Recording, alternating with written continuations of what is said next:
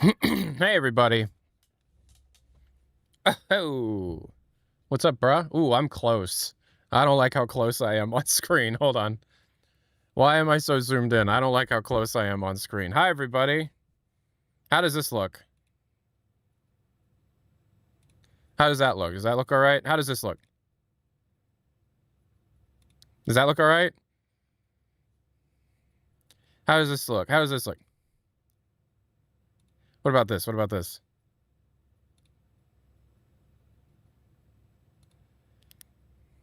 What about this? What about this?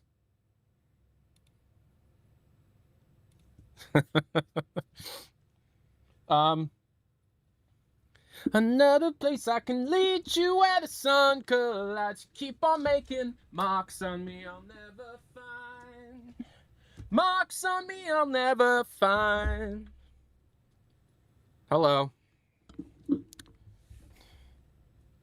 Where's the pause button? There it is. My mom gave me my high school yearbook. She shouldn't have done that. Why'd she do that? My mom gave me my high school yearbook. Oh, no. So, I'm not going to show you anything in here other than my photo. But I obviously can't just show you the photo because then I'm going to dox a whole bunch of people. This is my 2012 yearbook. This is the 2011-2012 school year, right? I was a sophomore in high school. The late July, early August, before this school year started, I started Valve News Network. That same week, I started texting a girl. I started texting this new girl that was really cute that we met at band camp. And now we're married. Same week, I started Valve News Network, this YouTube channel, and I met this lady. What year is sophomore? That's the second year of high school. I was 14. I was 14, about to be 15. But I was 14 years old. Oh, or was I 15 years old? No, I was 14 years old. Turned 15 in 2012. This was also the year that that summer, me and my brothers started playing Minecraft every day in the basement. And we built this big walled castle with an underground rail system and all that. And my mom found, I told the story yesterday on stream, but my mom found this old backup hard drive that I had with like all this content I thought was gone. On that hard drive, our original Minecraft world. I booted it up. The original Minecraft world that we spent just literally hours and hours and hours. I remember sitting at dinner as a teenager planning our builds like on paper. We're like, we're gonna have to level out. Let's go to the first bedrock level. Let's go to about minus. I don't remember like the coordinates, and like we're gonna build like towers on each corner, and then we're gonna have like. Anyways, so yeah, I was 14 in this yearbook. And I'm going to take a picture of my picture because I showed Electra. I'm 14 years. I'm going to take a photo of it with my phone and send it to myself on Discord so I can show you. I am 14 years old, okay?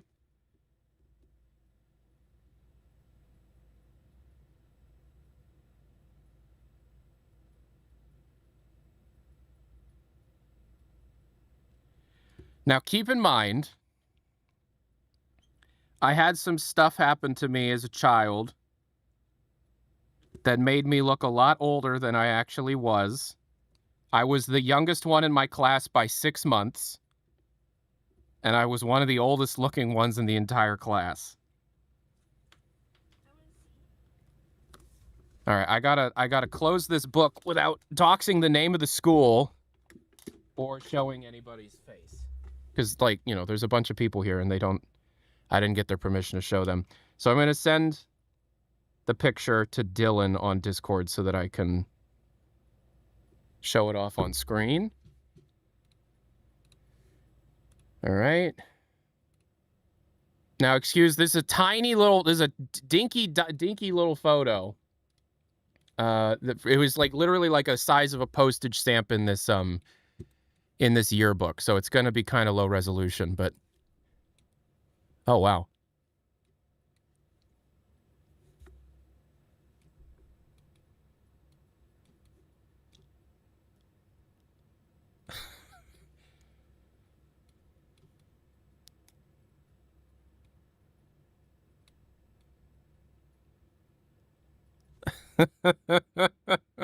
So I was 14 there. I was 14. That was half my life ago. That's a 14. This is a 14-year-old right here, who was going through a lot. That was half my life ago.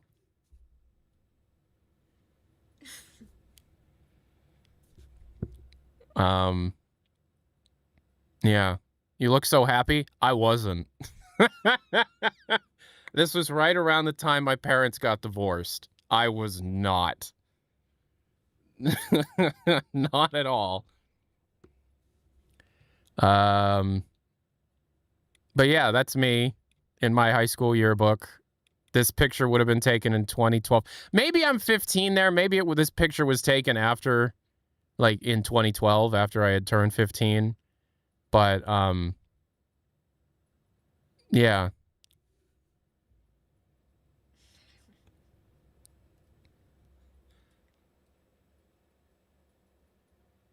That doesn't even look like you to me. This doesn't look like me? I don't remember. Everybody's saying that, yeah, that's me. I mean, I don't remember you looking like that. That's 14 years ago. That was in our first year of our relationship. We've been together for 15 years now. You looked younger? Hey, Boo Bird, can you tell that I looked younger 14 years ago? Yeah.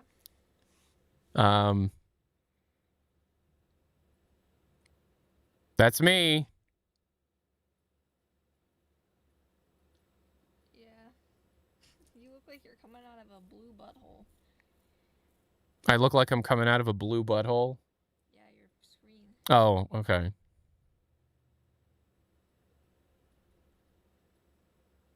He looks like younger you. Who looks younger? This 15-year-old or this 28-year-old?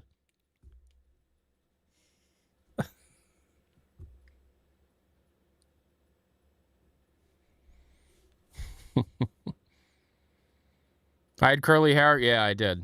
I did, yeah.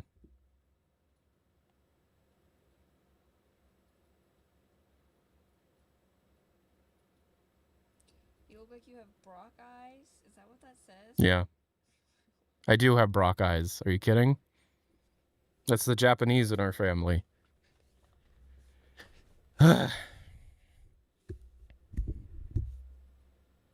Very late 90s, early 2000s vibes. This is 2012. This photo's from 2012. It's uncanny how similar you look to your younger self. That's because that's me.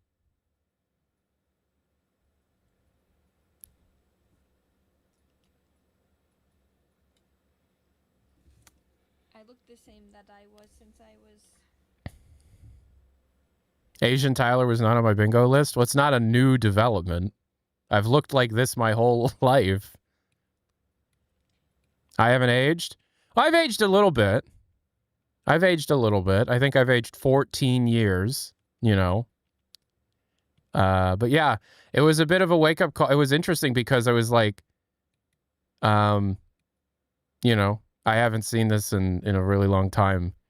I will tell you, this guy does not look 14 or 15. This guy does not look 14 or 15. This guy was constantly confused with, like, somebody in their early 20s, always, right? And now I am confused for somebody in their mid-30s. I just have always looked old. And I think part of that is like a defense mechanism because I was like moved ahead or whatever, and I just had to look older, and I just like, you know, I had a really rough go at it as a young kid. Show him us. Show him us? What do you mean us? When we started dating. Like a photo from when we started dating? I don't know if I have any just like ready to go, but Hang on.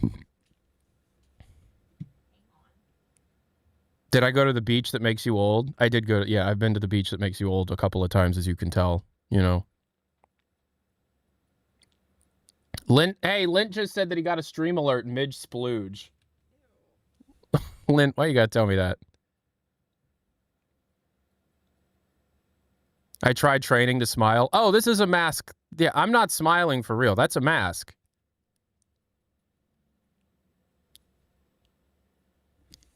That's not a real smile. Are you kidding me? If I'm actually smiling, I'm doing this. You know?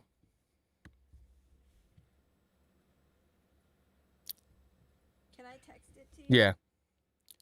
But I always was told that my fake mask smile looks like the chief of police photo from Hot Fuzz.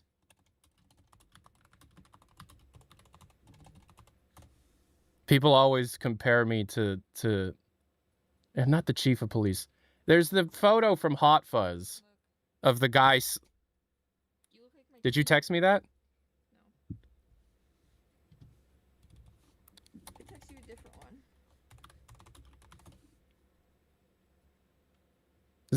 Does anybody know? Yeah, this guy.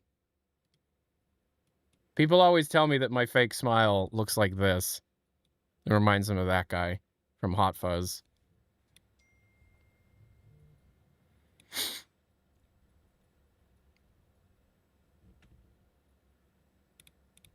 Anyways, today we're going to be I sent you stuff. people always used to say that I looked like Tom Hanks, like a young Tom Hanks. I always got Tom Hanks when I was a kid, when I was a teenager. I always got told I looked like Tom Hanks. Either Tom Hanks or the not Morgan Freeman guy from Shawshank Redemption. I forget what his name is. Okay, Electra has sent me some photos from early in our relationship that she wants me to show you. I don't have that many on my phone. Most of them are printed. It's not letting me download the photo.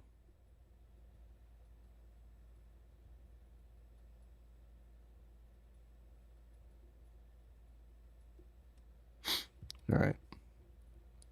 But the guy that I was told more than anybody that I looked like, more than anybody, and I was told this literally, like, I need to find a photo of this guy heavier, was this fucking guy. I never watched Workaholics because of it. I never watched Workaholics because I was told that I looked like this guy constantly. Oh, yeah, I remember that. This fucking guy, Adam Devine.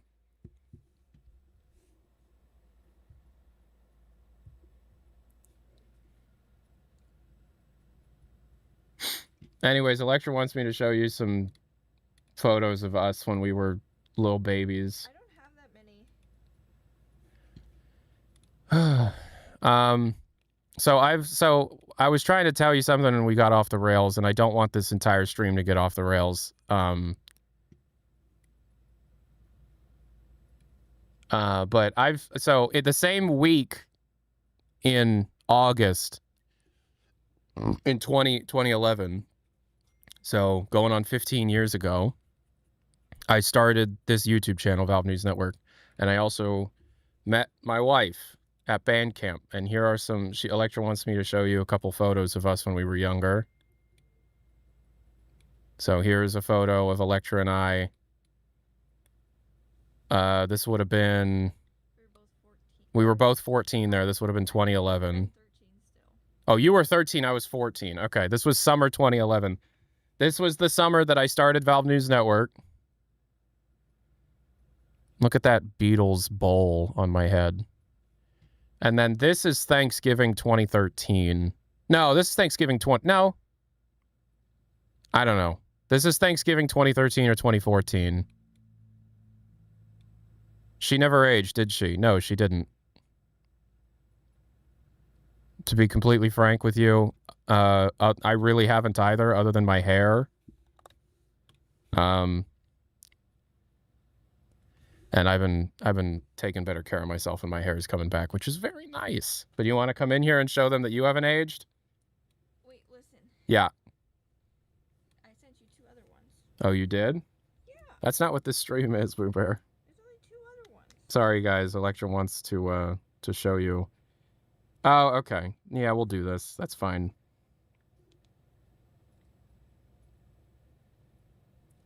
You were 3 years old in 2013? Are you old enough to be here? The Discord is 18 plus. And show that one too. That's it. That means you're 16. Right? Please don't start showing baby photos. No. And that one, that's it. Okay. That's it. Okay, this is the last one. No, not born in 2010. If you were 3, oh yeah, if you were 3 in 2013, you were born in 2010. That means you are 15, possibly 16. Yeah, can we ban the guy? I'm sorry, but no. No. This is 18 plus. Absolutely not. Get him out. I'm sorry, take a lap.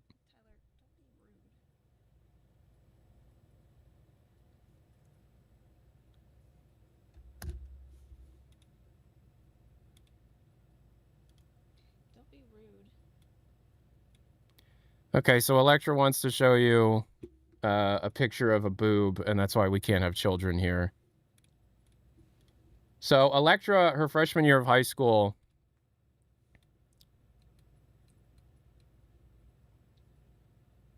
go work on your To Kill a Mockingbird book report instead. Okay, sorry. I'll go work on that. How did you know? How'd you know? You just put it back in the void. Yeah, I can pull anything from the void. So yeah, that's me. This is me at 15. I think 15. This is in 2012. This is my wife. When I was 14, she was 13. This picture was taken the summer of 2011 when we very, very, very first started dating. This photo was taken Thanksgiving 2013 when I first started driving. You can see in the background behind me, there's a little sliver of a minivan. That's because my first vehicle was a minivan. That's not a joke. Yeah, that's a good idea. If I'm ever a parent, do you know what I'm gonna give to a teenager who's dating another teenager? A minivan. That's a really good idea. Let's give him a minivan. A minivan, by the way, that didn't have back seats. Now that I think about it, what the fuck? No, all the seats were taken out but the front 2 seats. Wait, were they purposely trying to make that happen? Yeah, I'm sure. No. I know because they were so religious and strict, but were they trying to catch us so that they could punish us? I don't know. Move on. But I remember, no, there wasn't a mattress in the back. But, and then Electra, so yeah, here's me and Electra in 2011. You know, here's me and Electra, the probably the month we started dating. We might not have even properly been dating at this point, because there was a lot of I'm not ready to date you. Oh, okay, when are you ready? I don't know, kind of shit. And then here's from our wedding. You know, so this was our wedding. You know, here's us cutting our cake. You know. And then that's us. Look at that.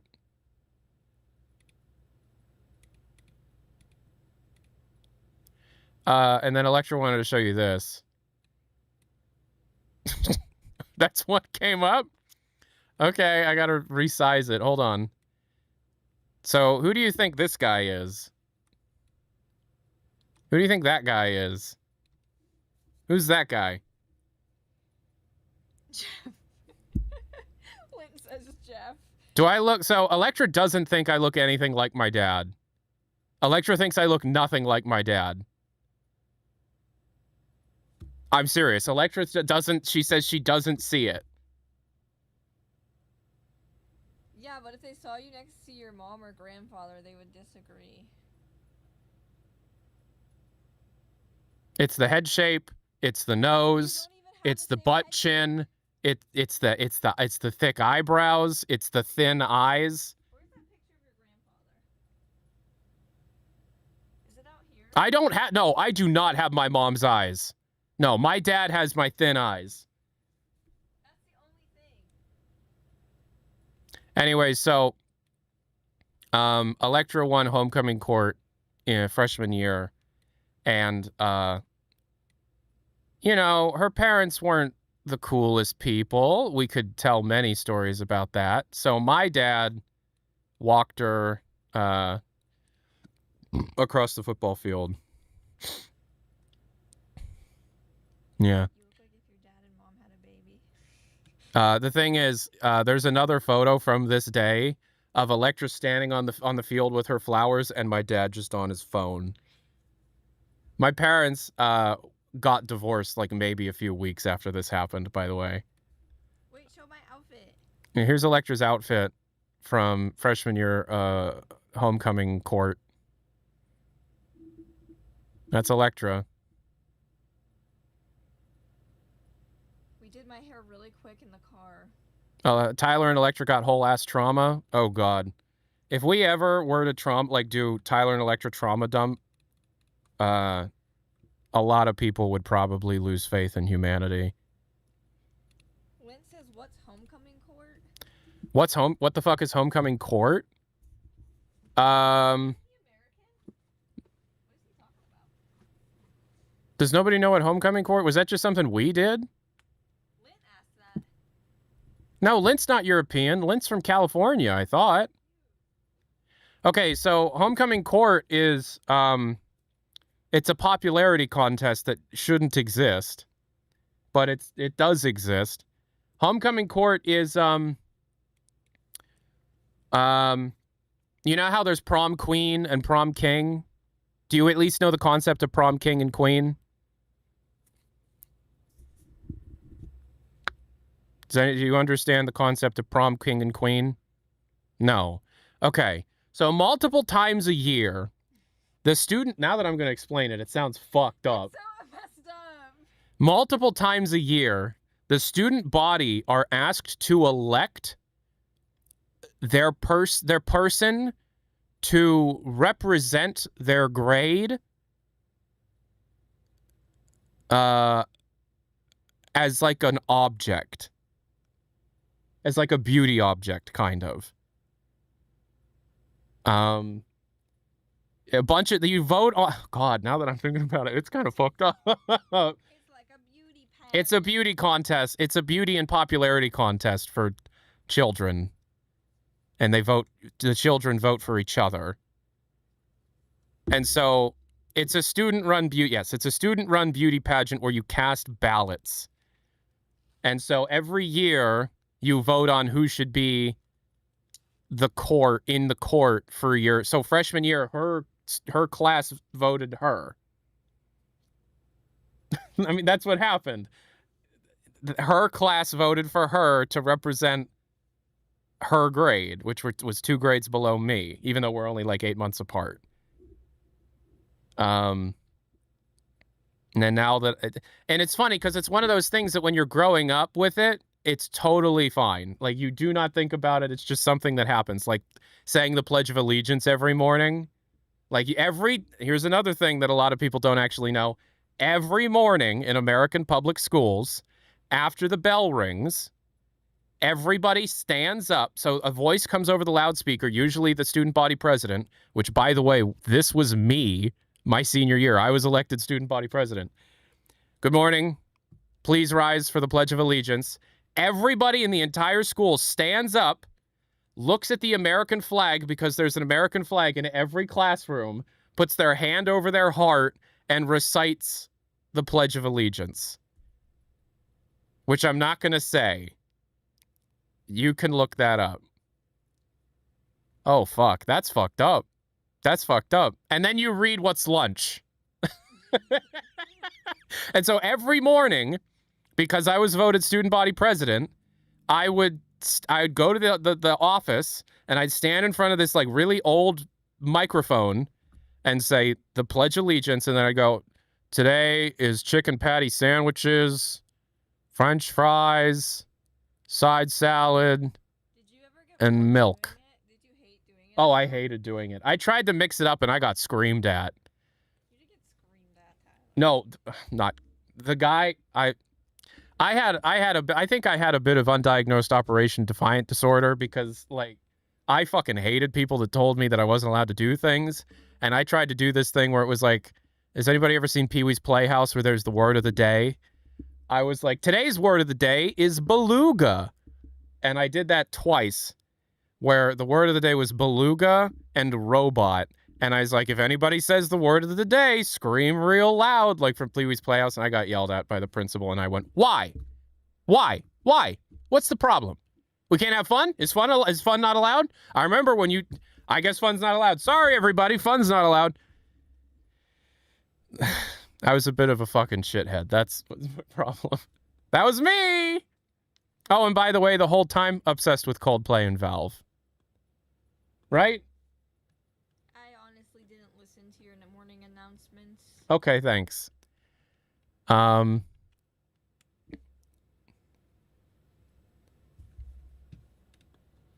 bye. Bye. But yeah, so that's, Why do you still have yourself next to your head? oh, I don't know.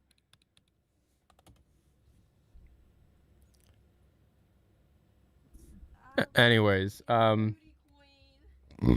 know, so talking about all the fun things about being American, you guys seen Ellen McClain's latest tweet? You guys see Ellen McClain, the voice of GLaDOS? You see Ellen McClain tweeting? That is a good photo. Look how she seems happy. There's a frog. Interesting. Ellen McClain, that's nice. Oh, cool. All right. Ellen McClain. We love Ellen McClain here, don't we, folks? There's a frog. I don't know why she's posting a picture with a frog, but it's a nice photo. It's her and a frog. Maybe frog update for TF2? All right. Just want to point out, you never had to actually stand and recite the pledge unless you had a note. So, for example, we had Jehovah's Witness students that weren't allowed to say it. Unless you had a note from a religious leader, yes, you did. And there were people that tried not to, and they got detention and suspension in my school. Yes, you absolutely had to say it. This was all this. I don't know if anybody remembers, like, when people started taking the knee during the national anthem at the NFL. That was my senior year of high school. Some people tried to do that, and they got huge backlash. Oh, yeah. But this was before the current era of political everything. And so people just kind of did it. People didn't really think much about it. Genuinely.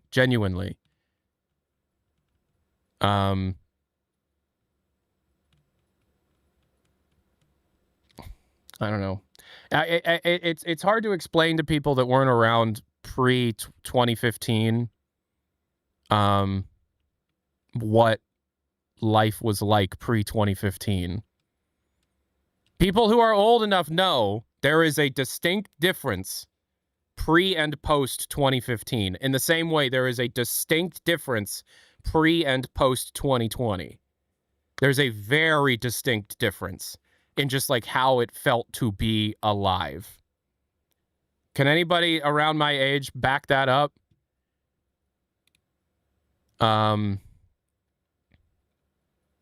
And then, of course, there's you could do pre and post Facebook.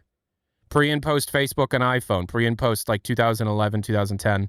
And then you can definitely do pre 9/11 when you just walk on an airplane, you know. But yeah, I was voted student body president in senior year of high school. Not because I was like the best student, because I wasn't. I was a middle of the road student. I think I graduated like 11th place in my class. But because I told a Zoe 101 joke during my vote for me speech.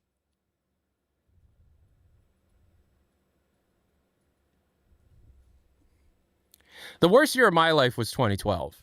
The worst year of my life was 2012. And then the worst year before that would have been 2007. What are you going to do? No, for real. So I was the last one to go speaking. There were 3 people that were nominated to run for student body president. And I was nominated as a joke by my best friend Garrett and his brother Anthony.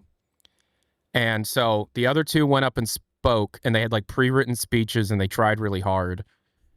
And I didn't have anything written. I did not prepare whatsoever. But in my head, when they were talking, I was like, do you remember that one episode of Zoe 101 where Chase ran against Nicole for like student council or whatever? And like, it was really bad because it felt like he had to run against his friends. And so he dropped out. Or maybe it was Reese had like put his parents' money into it. And so they ran like, I think it might've been Reese versus Zoe or something like that. Anyways, so I was like, I don't have much to say, but I just want to say that this whole situation reminds me of that one episode of Zoe 101. And just saying Zoe 101 made the whole room laugh. And then my friend, and then I went, does anybody have any questions? Because like they kept saying, like the whole point was that they were going, if I'm elected, I'll make sure this happens and this happens. And I'm over there like, that's not going to happen. What are you fucking talking about? We're a very poor school. If I'm elected, I'm going to make sure we have healthier options for like, and all I said was, if I'm elected, things will probably remain the same because this is like saying that I'm the Queen of England. It doesn't actually mean anything to your day-to-day life. But I guess like pick the one with the nicest voice. This reminds me of that episode of Zoe 101. And then my friend Garrett was like, anybody have any questions? And then they raised their questions and go, hey, Garrett, my best friend Garrett's brother, Anthony, went, hey, if we win the basketball game, can I give you a kiss on the lips? And I went, absolutely. And then he pointed at me and said, you got my vote. And then I won the vote. Don't take life too seriously.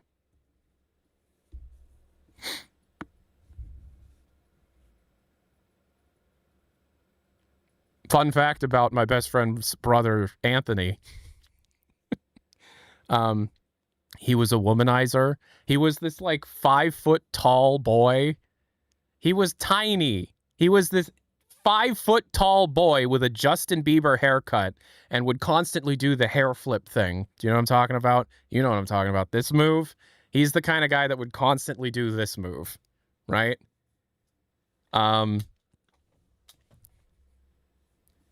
Anyway, so he had like 8,000. He dated like every girl. There's something about a 5 foot tall Justin Bieber haircut, like skinny kid who would date, like he would be like a sophomore and he would be dating seniors. Anyway, so like one of the girls that he was interested in but wouldn't like get too close to and would like kind of keep him at distance, and then if they got too close, he'd break up with him. Shortly before I started talking to Electra, was like leading Electra on, and we didn't talk for a few years. Because I was like, he's treating you like shit. He's just leading you on. And then I married her. I remember his dad one day, because his brother was my best friend. Garrett, he's still my best friend. I went over to Garrett's house, and Garrett's dad was like, so I heard you stole a girl from my boy. It's a whole story I could tell you about this man. This man was something. And I'm like, what are you talking? He's like, did you steal him? I'm like, no, your son dates like 8 girls at a time. What are you talking about? Yes, I watch Bob's Burgers. I love Bob's Burgers. Yes, I love Bob's Burgers. Teddy. You don't feed a guy a sponge, Bob. Hey, Teddy, you eat this, Teddy. Hey, Teddy. It's the principle of the thing, Lynn. I've seen every episode of Bob's Burgers at least 20 times. You smell like ointment and pee. I have to piss.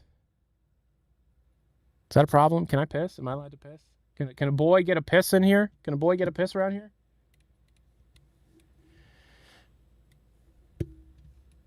I have to piss. I have to piss. All right. I have to piss. We'll be right back.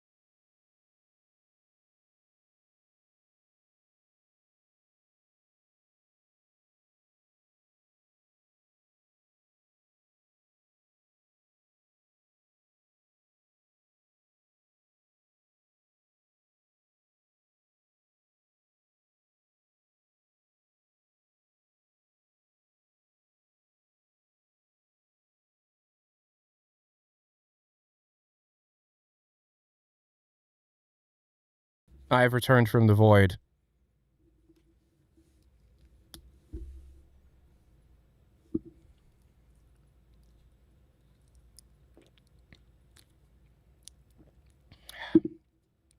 I saw the beginning and the end of the universe.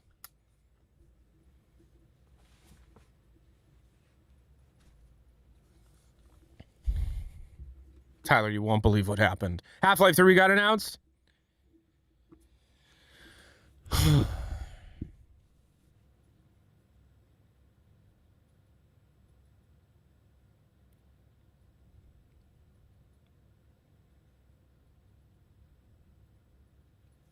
What does it look like if I do this?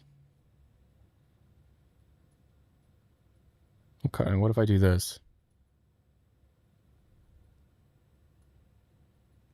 That's pretty cool. What about that? Oh, it's nothing.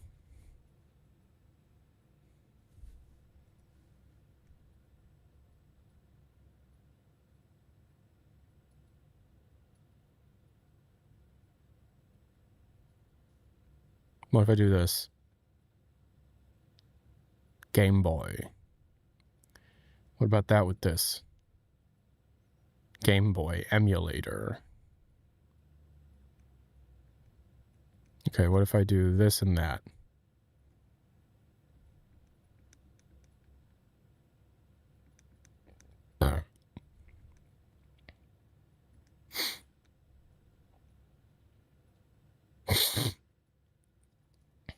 All right, so today we're going to be recording the Miro board video, which I'm stalling because I'm scared to do.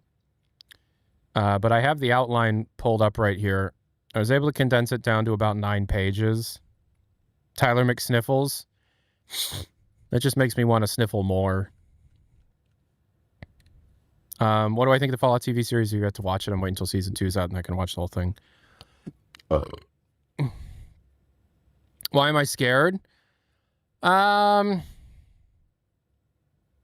Because did you not see the ritual posting that was going on? You gonna see the ritual posting that was going on? You're stalling working on your classes by watching me? Maybe don't do that. Maybe don't do that. Maybe don't do that. All right, I'm going to play a song, and I want to know, can YouTube audiences hear it?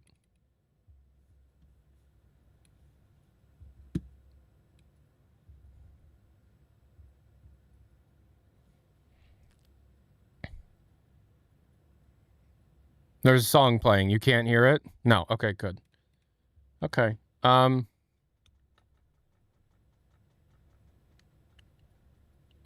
You're one to talk? About what?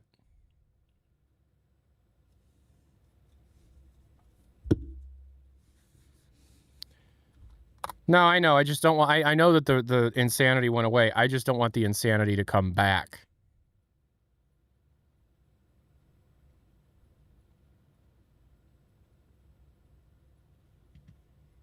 If that makes sense.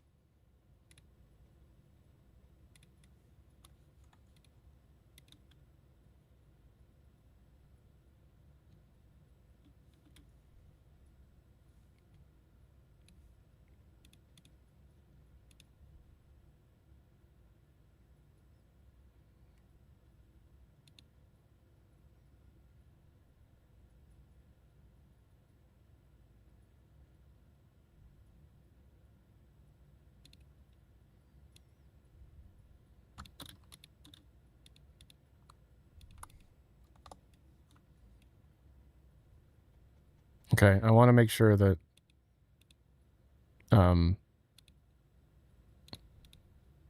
YouTube can hear this.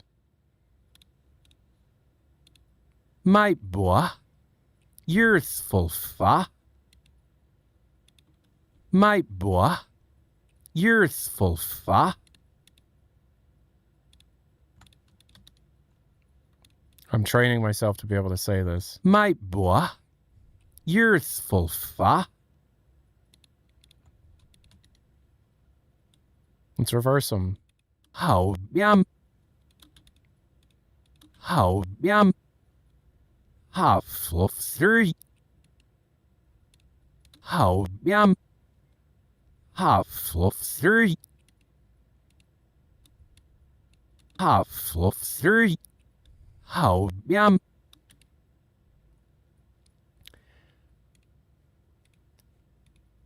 My boy, you're full fa. My boy, you're full fa. How full three. How yum. My boy, you're full fa.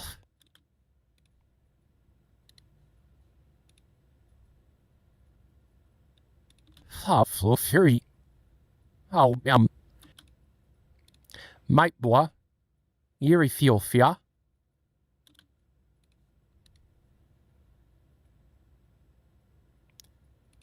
My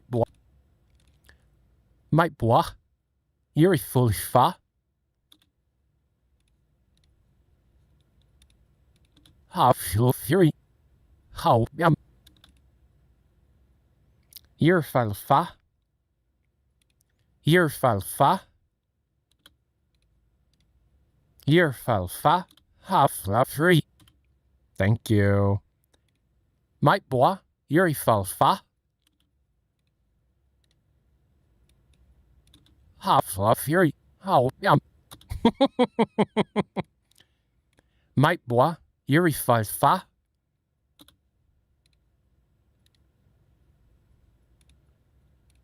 How full three. How yum.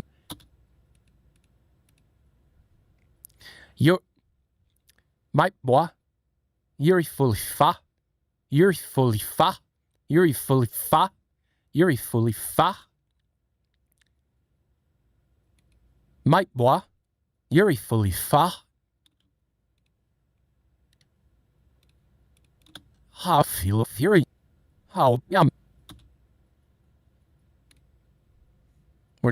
We're getting ready to put an Easter egg in a video. My boy, you're fully fa.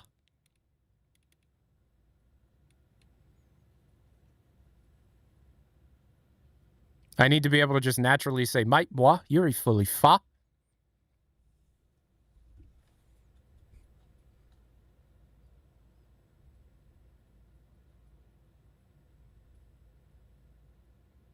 Mate, bois, you're fully fa.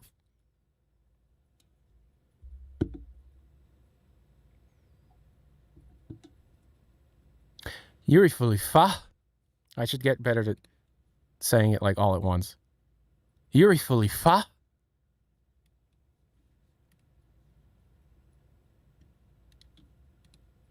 I feel a fury.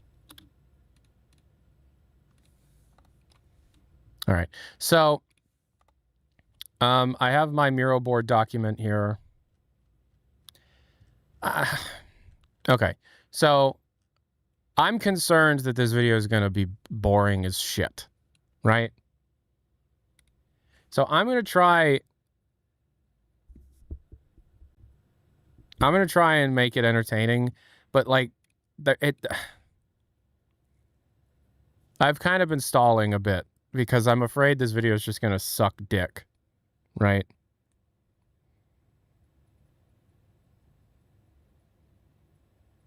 You're concerned about that after spending 10 minutes trying to say Half-Life 3 backwards? You weren't here for yesterday's stream. We did this for 45 minutes yesterday.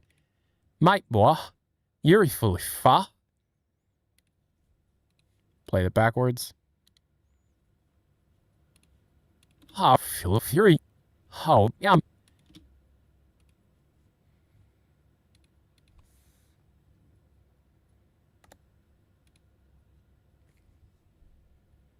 Hopium.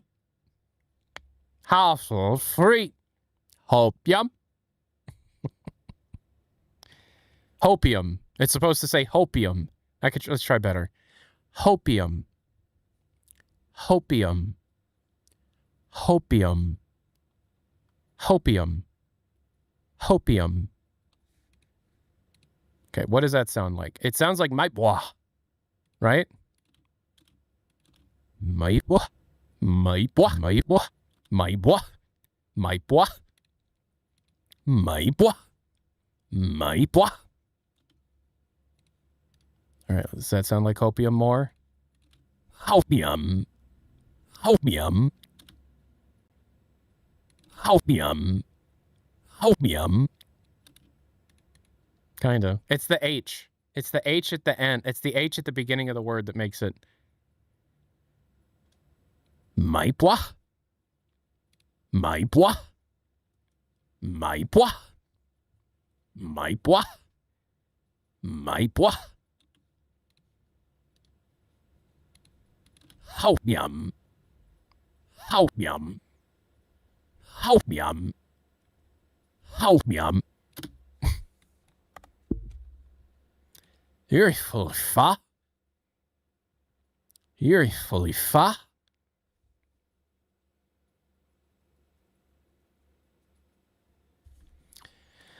Okay.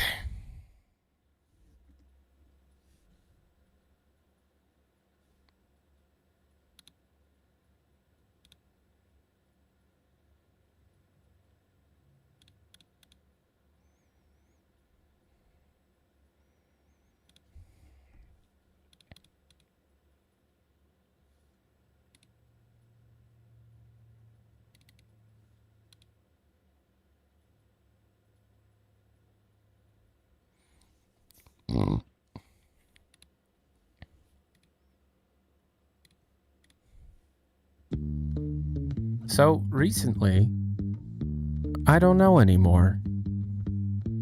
I don't know what to do. I just don't. I don't. I eat apples every day, but I don't know. What? You're fully fa. You're fully fa. You're fully fa.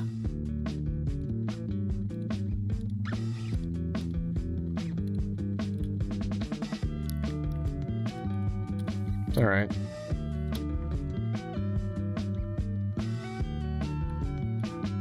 Come on, Tyler, you can do it.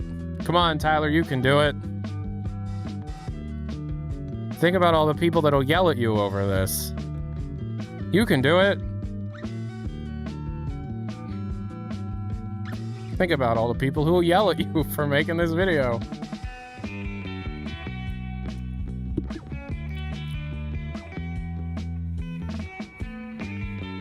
You idiot, the apples are keeping Dr. Freeman away.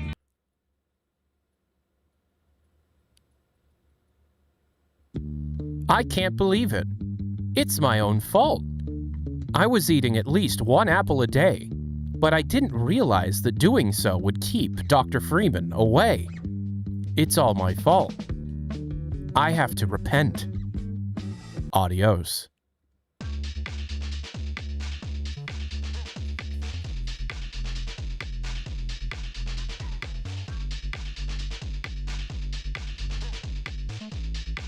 Why do you sound like a soundboard?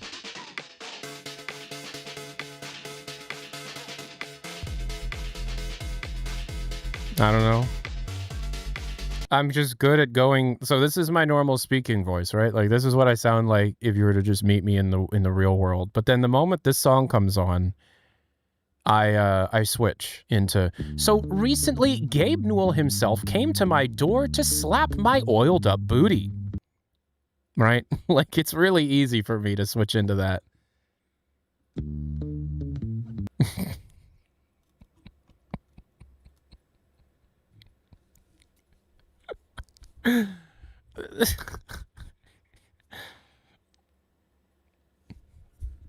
Right.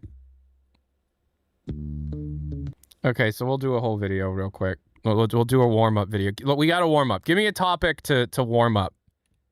Give me a fake video. Oh no, I recorded that.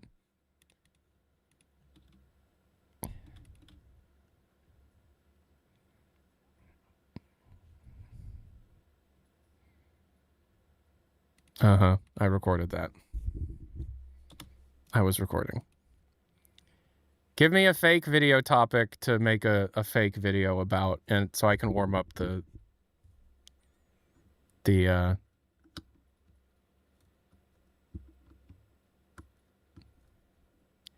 fake video about the shape of Gabe's yacht movement.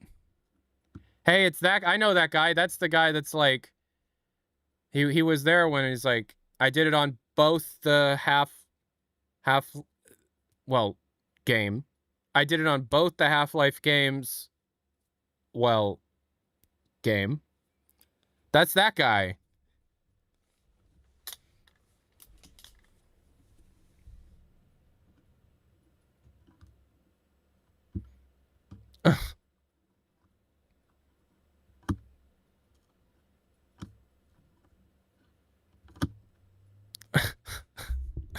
I'm doing this one. Okay, I'm doing this one. The Deadlock update has finally hit after nearly 3 months of waiting since Yoshi first started hyping it up in the first place. And although we have gotten a lot of the things that were originally promised and also leaked from the community, such as ARM, such as ARAM, or the new heroes, some new features that were slightly teased but in an incorrect way have also come with the Deadlock update. We were once told that based on the damage the hero was taking, we would be seeing a change in their hero portrait at the top of the screen. This was assumed to be damage portraits, meaning the more damaged the hero became, the rougher they appeared and the closer to death that they were. Well, it seems as if we had a misunderstanding on exactly what this feature was meant to be. So let's talk about it. Here we go.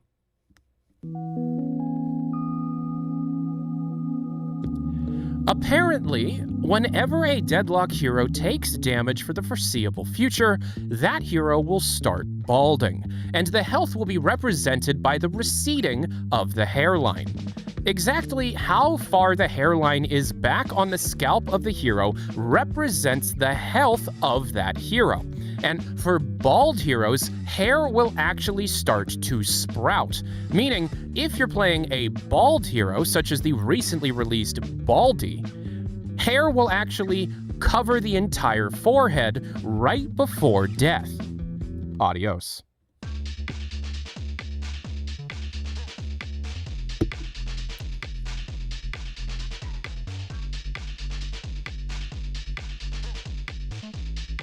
Mike boy, you're full fa.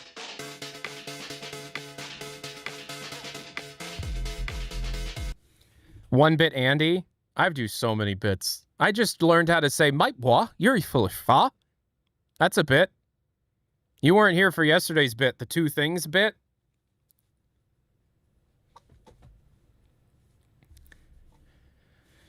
All right. I gotta do it. I just, God damn it. This job can be a lot sometimes. And I've been trying to avoid it because it's like,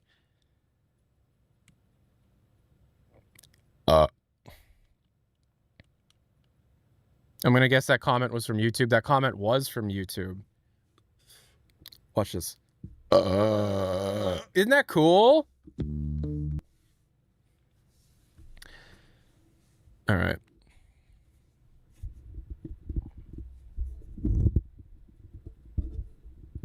If you were a girl, you'd be a very quirky girl.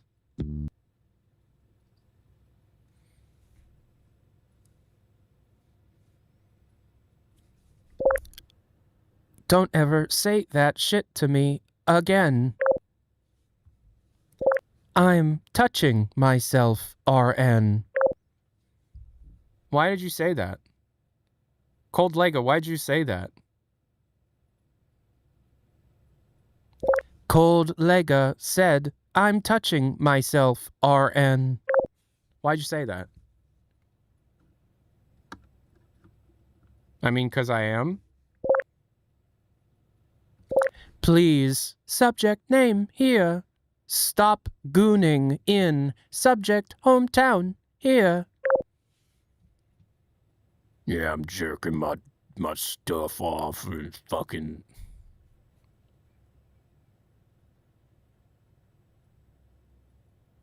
Hey, Car Path 52 with the new Twitch Prime, 5 months on a 5-month streak. Yo, thank you so much.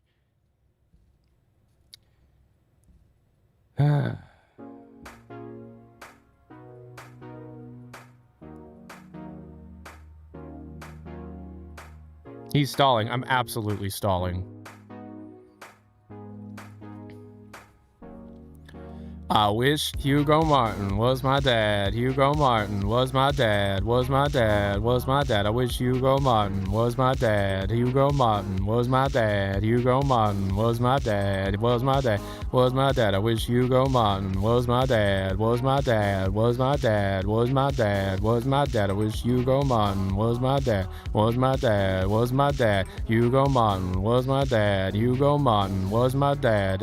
Hugo. I wish he was my dad. Was my dad. Was my dad. Hugo Martin was my dad. I wish Hugo Martin was my dad. Was my dad. Was my dad. Hugo Martin was my dad. Hugo Martin was my dad. Hugo Martin. I wish he was my dad. Hugo Martin was my dad. I wish Hugo Martin was my dad. Was my dad. Was my dad. I wish Hugo Martin was my dad. Hugo Martin. Hugo Martin. Hugo Martin. Hugo Martin. I wish Hugo Martin was my motherfucking dad. I wish Hugo Martin was my dad. Hugo Martin was my dad. I wish Hugo Martin was my dad. Was my dad. Was my dad. And Hugo Martin was my dad. Hugo Martin was my dad. I wish Hugo Martin was my dad, and Hugo Martin was my dad. Hugo Martin was my dad. Was my dad. Was my dad. I wish Hugo Martin was my dad. Hugo Martin was my dad. Hugo Martin. I wish Hugo Martin was my dad.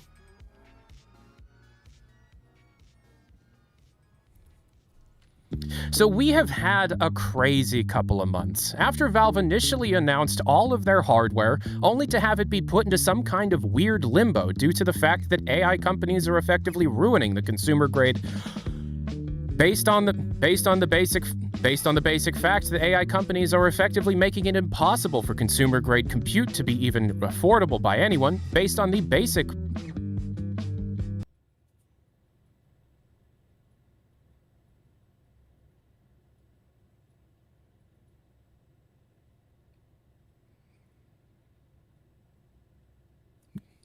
I'm trying. I gotta get the first line. Give me a minute.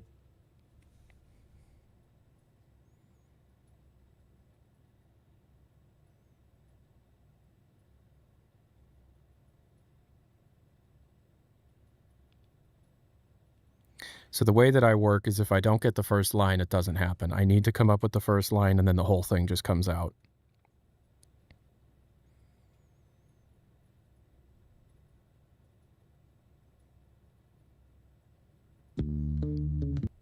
Okay.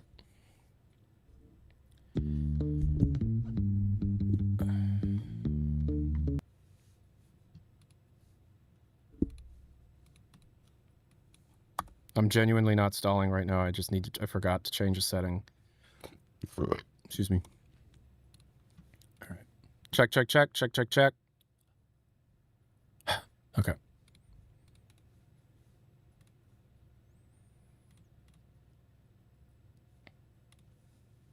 So we've had a crazy couple of months. Sure, we've known about HLX for quite a long time, but everything kind of came to a head following the announcement of Valve's major hardware releases. And although we're now at a point where we're not even sure if Valve can afford to release these pieces of hardware, the Steam Frame, the Steam Machine, and the Steam Controller are something that drove up a whole bunch of hype for whatever the next thing was going to be. It would make perfect sense, as many industry pundits put it, for Valve to put out a Half-Life game quote-unquote exclusively on their hardware. The problem is Valve would never do that, and we got through 2025 without a Half-Life announcement, making a lot of people feel as if the entirety of Half-Life was just made up in the first place, leading quite a few in the community to feel as if the entirety of HLX was just made up in the first place. This, of course, is misinformed and not at all what's going on, but I do understand why those are no longer taking seriously all of the hopium and hype that took place over the course of a few months within this very rabid and rapidly growing community. So why don't we go through, literally, absolutely everything that has been found in or related to HLX over the last 5.5 years. This is a project that was undertaken over the course of a year by many individuals within the Tyler McVicker Discord community called the HLX Miro board. This is every single string, asset, leak, and reference that has been found this is every single string, asset, and reference. This is every single string, asset, and reference that was found starting in 2019 all the way to today to paint the basic picture of what to expect mechanically and in some cases thematically out of HLX. Quick side note, please understand that there will be very light spoilers in a few tiny sections of this video. They will be marked and they will be warned beforehand. Being able to watch this video is something I want everybody to feel safe in doing. So there will be warnings before there will be very direct warnings and time codes to skip to if you want to avoid any spoiled content, any light, possibly spoiler-based content. With all that out of the way, it's time to get started. Here we go.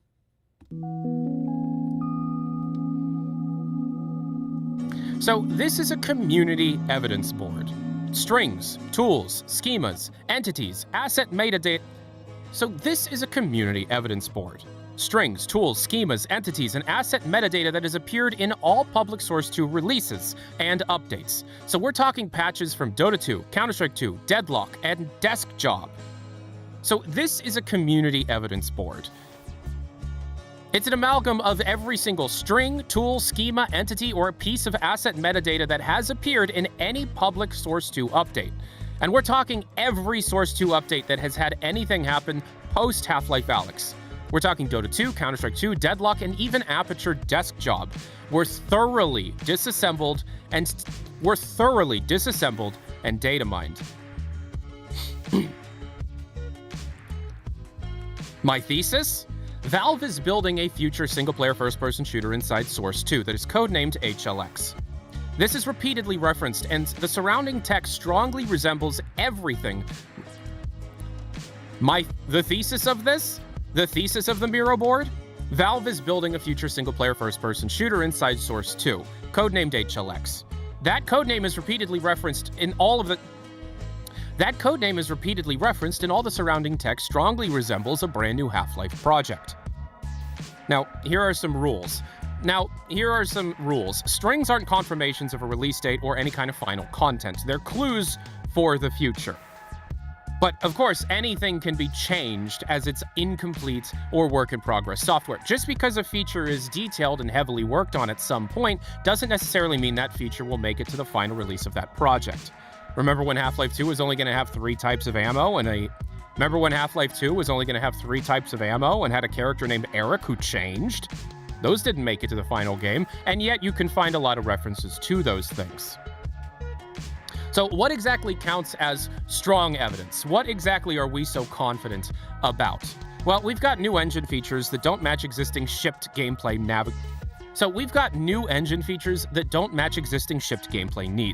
such as AI navigation, save games and level streaming, or changes in gravitational pull. Half-Life adjacent naming and legacy systems returning. We also have Half-Life adjacent naming of both assets and tools. We also have Half-Life adjacent naming for both We've also got Half-Life adjacent naming for assets and strings, such as references to Zen, HEV Suit, Half-Life HUDs, Half-Life 2 entities, the Combine, Antlions, Hound Eyes, etc. It's a Half-Life game. And of course, there's cross-title. And of course, to prove it even further, we have cross-title to push the idea even further, we have cross-title engine convergence, meaning that the same systems that we discuss have appeared across pretty much everything that Valve ships within Source 2. So if Counter-Strike 2 gets an update and a new engine feature is seen within it that could somehow be shown for the future of Half-Life, for it to truly be taken seriously, the future updates to both Dota and Deadlock also need to show those features. That lines up. Those are all multiplayer games, and all of these multiplayer games getting single-player-based systems obviously hint towards something else. Now, here's what we're not taking as proof. Rumors, insiders, and basic interpretations. Interpretations are your own, and I will give my own speculation at the end of the video. Of course, insiders are going to say things. That's not for this video. The only time we're going to take a direct quote from any human being is somebody that is directly associated with Valve software. And the majority of those quotes are pretty much just going to state that Valve is interested in working on Half-Life moving forward. Again,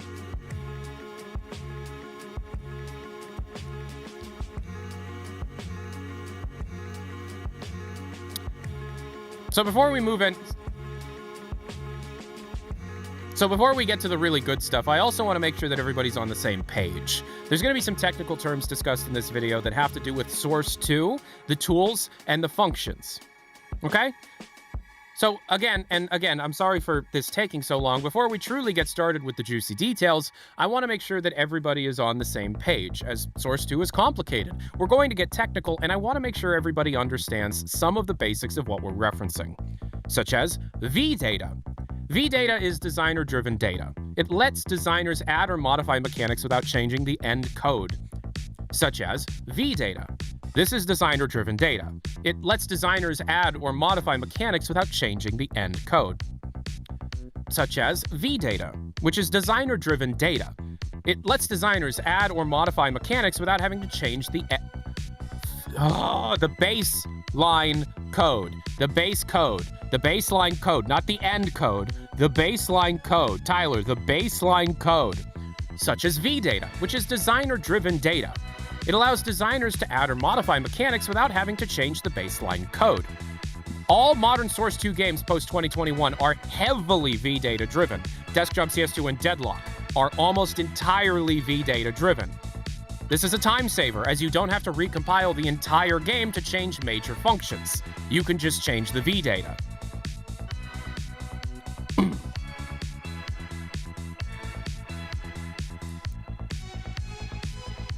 FGD, or Forge Game Data, is a plain text entity definition file used by editors, also used for a tool called ModelDoc, a tool called Pulse Editor, and a tool called VData Editor. The FGD defines each of the entities that are already compiled within the games, and the FGD, or Forge Game Data, The FGD, or Forge Game Data, predefines all entities that are compiled within the game's library files, or, if you're running on Windows, DLLs. This allows all tools to understand what the engine is capable of in this specific instance, and each main Source 2 game and each major Valve release has its own FGD, with game-specific entities being defined in those cases. There, of course, is a baseline Source 2 There, of course, is a baseline Source 2 entity list for everything called the base FGD. But of course, each game also has their own systems and functions at play. The FGD, or Forge Game Data, is a plain text file that defines every entity that is... The FGD, or Forge Game Data.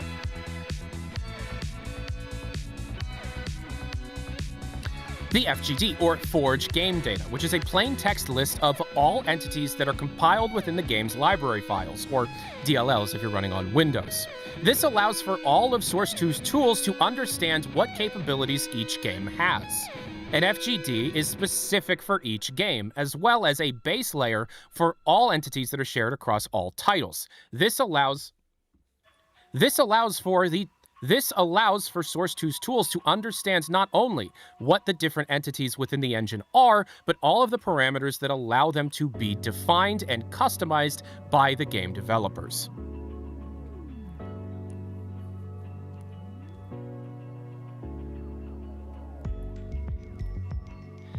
He actually only stumbles over his words, so we wait to watch the actual video as well instead of just watching the stream. He can read perfectly fine. Okay, secret. I never pre-write entire scripts. I always ad-lib. I have an outline. Excuse me. I have an outline. Krungo, thank you so much for the 2 months on Twitch Prime. I have an outline of every point I need to hit, but I have done this for so long that I'm generally pretty good at just ad-libbing things, right? So, no. I'm stumbling over this one because it's very technical, and this isn't like a basic, I need to just explain what's happened in the news kind of video. This is a very difficult video to make because it's taking a bunch of technical stuff and condensing it into a way that I know that everybody can understand, which is the hardest part of this job.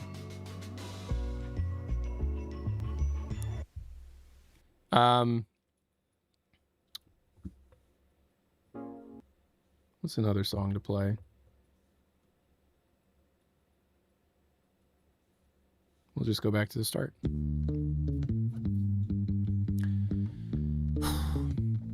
Inputs and outputs are entity... No, we don't need to explain I/O. Schemas. Or how about schemas? These are class How about schemas? These are class descriptions that show what systems exist and which properties or tools exposed. Schemas are class descriptions that show what systems actually exist within the engine and which properties or tools exposed. I wrote this wrong. Schemas are class descriptions that show what systems actually exist and have them exposed in human-readable forms, especially for the VData editor. Hint nodes. Hint nodes give specific information about their locations to help NPCs decide how to react or how to locomote. Hint nodes effectively give information to NPCs to allow them to behave in the environment that they're within. These are very old, and as we'll discuss in a minute, have been heavily updated in Source 2.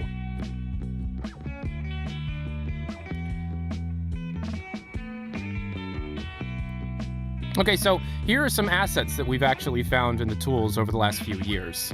We have the Zen asset icon for Zen assets.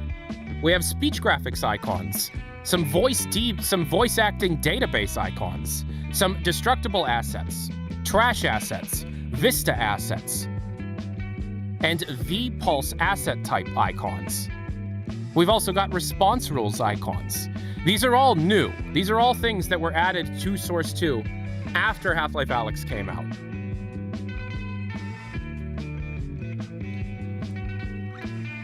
We've got Build Breakmaster. an icon that was found in 2024 but dated the 11th of July 2023. We have AI goal lead distances icon from June of 2023. We have response template icon, an unknown script doctor icon, and a variety of tool textures and outline or distance field icons. These are used by the distance field nodes in Model Doc, by the way. We have the terrain tool icons. Now, the metadata of this one is from the 10th of October 2020, and it first appeared publicly on December 3rd, 2020.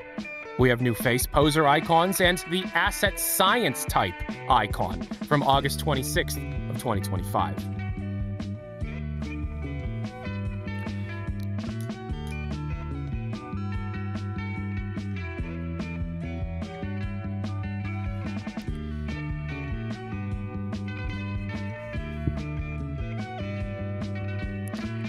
We have a filter by model in Hammer, which is actually quite old, but it can become useful if HLX continues to use its procedural spawning systems. The items themselves don't have names yet, and the proc spawning is not procedural generation in the way that you understand it. We'll get to it later. We have tools spawn volume. We have a tools spawn volume material. Originally, we have the tools spawn volume material, which was actually made for Half-Life 3 back in 2013 as part of the original testing for procedural and random NPC spawning. However, the icon was taken and then updated in May of 2024, so the system itself seems to be tested again.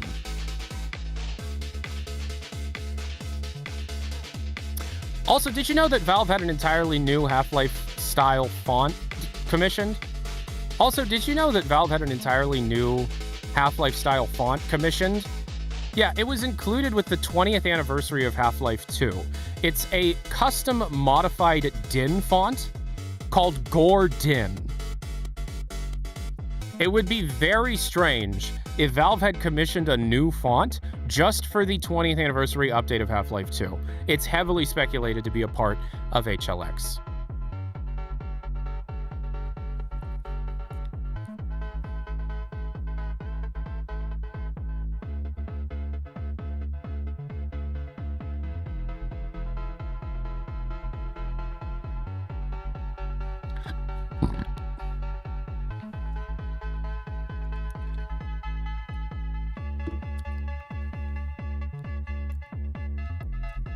Spoilers until this time code. As discussed prior, Source 2 is completely changing how NPCs understand their surroundings and react to their environment. All of the information given to the NPC entities is through hint nodes, little nodes that are scattered all over maps to be able to communicate to those NPCs exactly what is there in their own way of understanding. Once deadlock hit, once a build of deadlock was in the hands of the public, a complete data mine was finished, and a lot of hint nodes referencing not only new behaviors for previously known entities, but brand new NPCs were shown and accidentally leaked through the names of these hint nodes. So, for example, the Combine have a few hints. So, for example, the Combine had a few new behaviors, such as a dynamic Combine sniping position.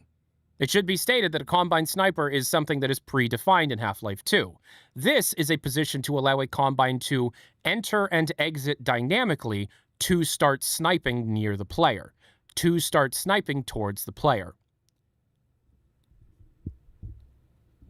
Hint Combine Signal and Hint Combine Fallback allow for Combine commanders or leaders of Combine groups to signal either to continue forward or to fall back in certain combat situations, allowing for a more group think within the Combine themselves, allowing for more group-based activity within the Combine themselves.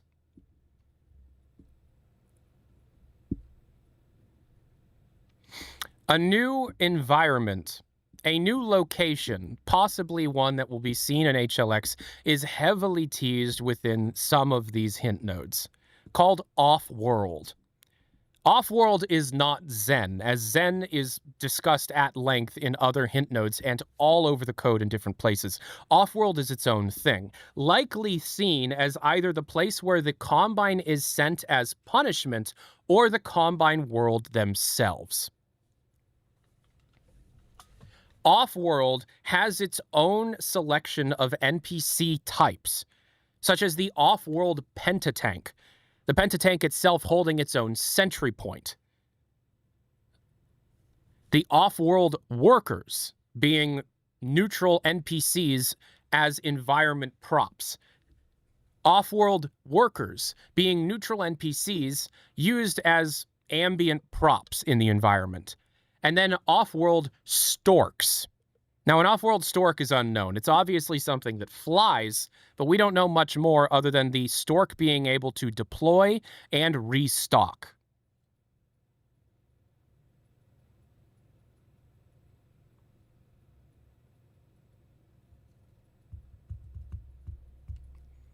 Off-World is not Zen.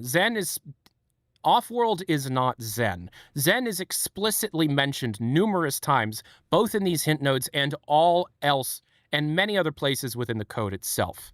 So Off-World needs to be understood as its own unique location. Could Off-World be the place where civil protection is sent as a punishment? Or is Off-World the Combine homeworld itself? What we do know is that Off-World has its own selection of unique NPCs. Again, seen through these hint nodes. A few other NPCs that don't have a known location that are seen within these hint nodes are agents, which may as well be a type of Combine officer, we're not sure.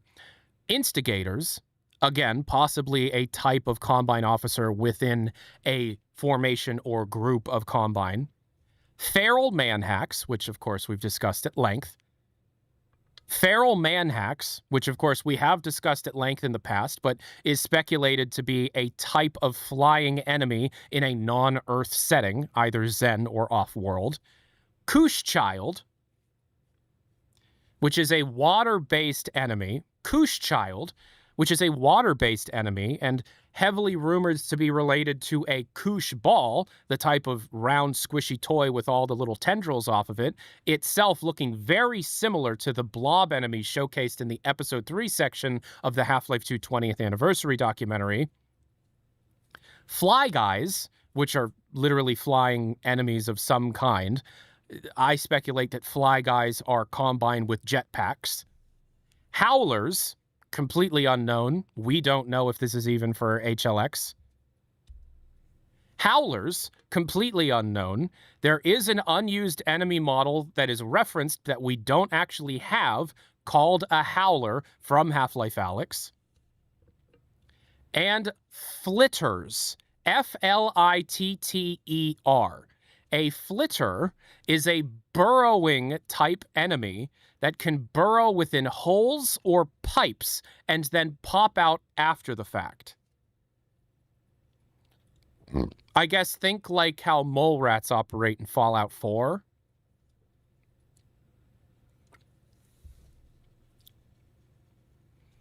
NPCs are also capable of taking defensive... NPCs are also capable of reading a combat situation and take defensive or offensive positions. NPCs are able to pick up or drop any physics object. NPCs are able to take cover against any geometry and peek out of it. NPCs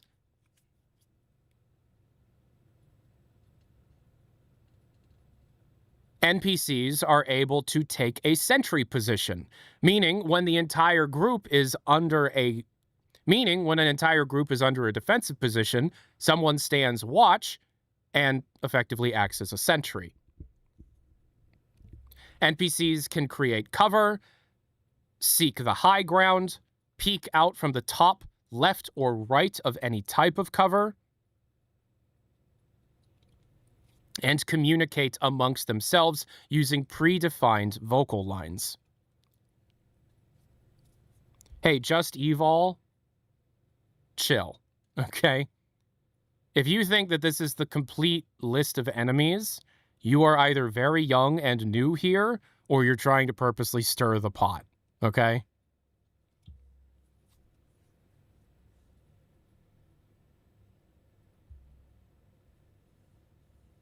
Just evol 12, can I ask how old you are?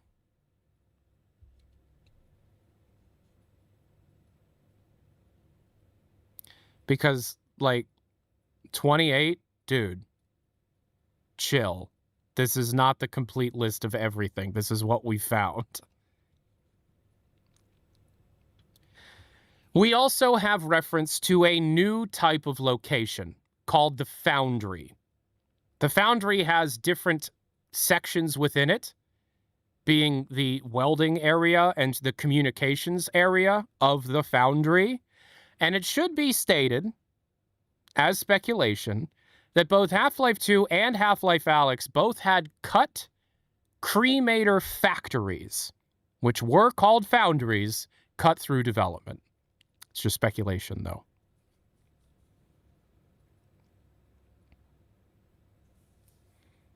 We have references to something called the Harvest Man. We have references to something called the Harvest Man Baby. I don't know what that is. It's a sound event reference that was found within the box creature model itself, a test creature. Shoutouts to the Harvest Man Baby, who, by the way, can chirp.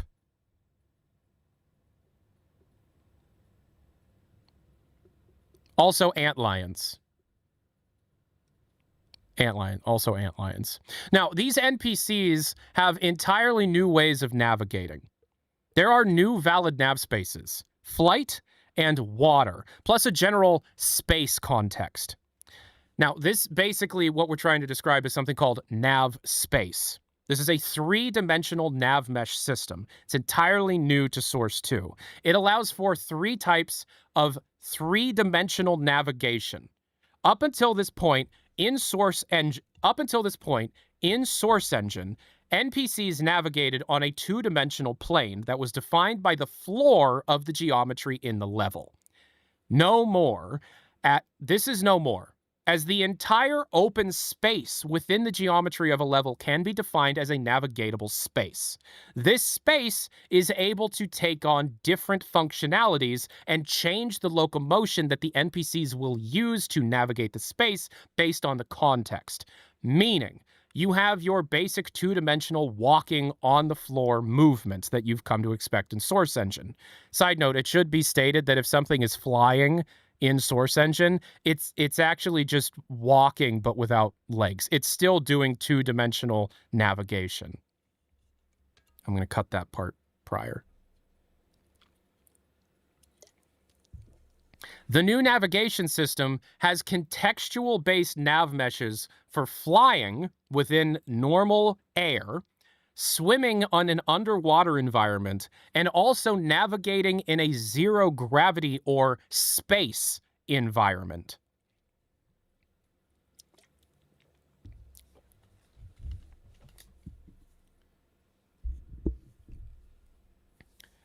Basic interpretation is that this supports in-liquid navigation for swimming, in-flight navigation for in-the-air flight, and 3D three-dimensional navigation for, like, you know, a vacuum of space kind of thing. Ass. Do you actually like that SpongeBob Olipop? It helps me shit.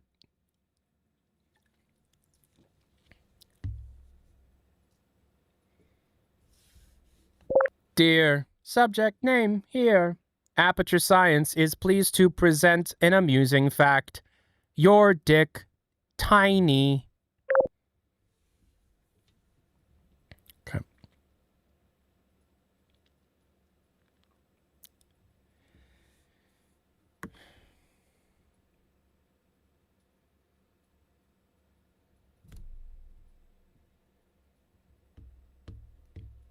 Now, the nav mesh, the three-dimensional nav mesh can actually be tied to another model. That model can move, such as using a func linear or a func mover entity.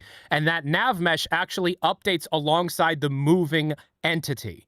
And that nav mesh can actually update itself based on the location and movement of the original. Oh, fuck. And that nav mesh can actually update and move based on the location of that original mesh. And that nav mesh can actually move, and that nav mesh can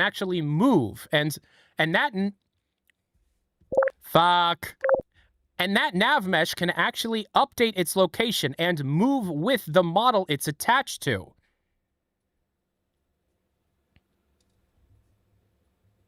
This can be tied into things like gravity shifting, or the ability. This can tie into things like gravity shifting or floating islands. This can tie into things like gravity shifting, which is referenced later, or floating islands in Zen, still holding the ability for NPCs to navigate on them even if those islands are moving. Previously, not possible. Can you fucking believe that?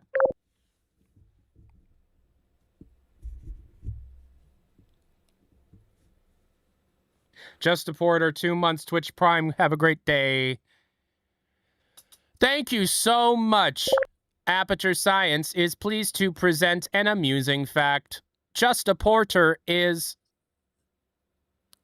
cool.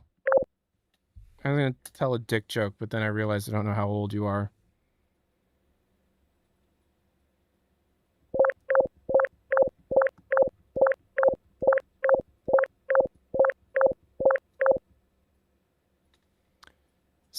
Seraph Rakov. Thank you for the 91 months. We could generate nav mesh data every frame since Unity 2020. Okay. Could you do it in Source Engine? Could you do it in Source 2? Are we talking about Unity or are we talking about Source 2? I see that your PFP is the one VTuber that's good. Corone. So I'll let it slide, but we're not talking about Unity. Have confidence. No confidence. Aperture Science is pleased to announce have confidence. Oh, wait. Subject name here has no confidence.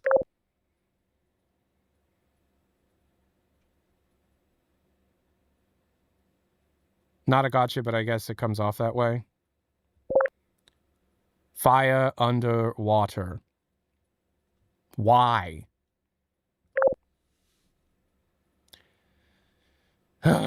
Okay.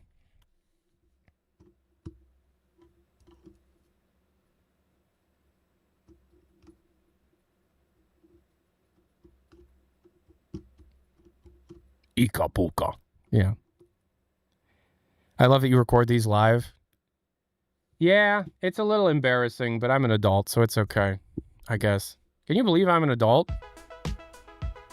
I can't. I can't either. Okay, so it's already half an hour long, and we're about a third of the way through.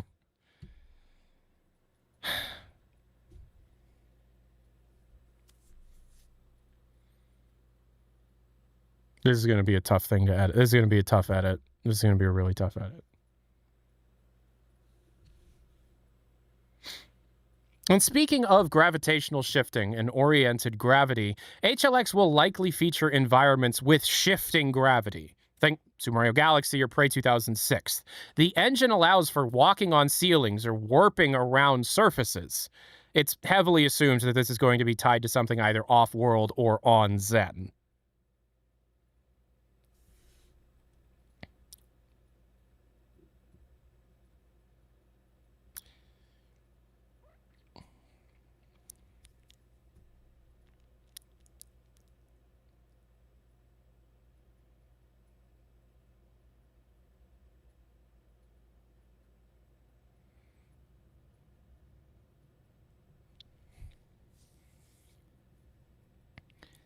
It should also be stated that underwater is obviously something that they're heavily working towards, as Half-Life Alyx did not actually have water implemented at all. Through most of Source 2's development, water in the traditional sense, water in the sense that you're thinking, like water that you can enter and your locomotion changes. You know, something that we've seen in Half-Life 1 and 2 didn't exist in Source 2 through most of its history. Again, Half-Life Alyx had no water. Source 2 now not only has the same level of underwater capabilities of Half-Life 2, but now supports more object-based buoyancy. There are a lot of buoyancy-based simulations and triggers implemented in both CS2 and Aperture Desktop. This ties into the increased...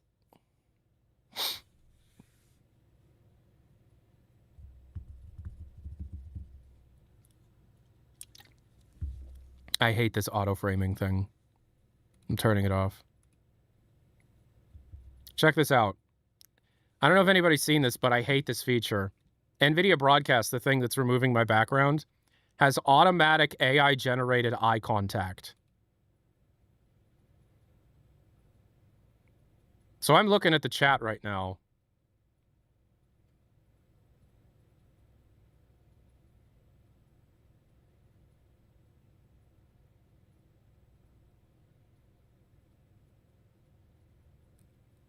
I'm looking over here now, looking at my other monitor.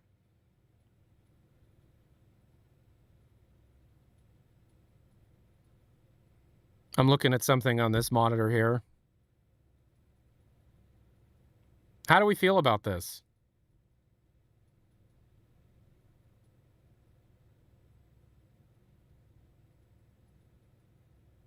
So just to show you where my eyes actually are, I'll turn it off.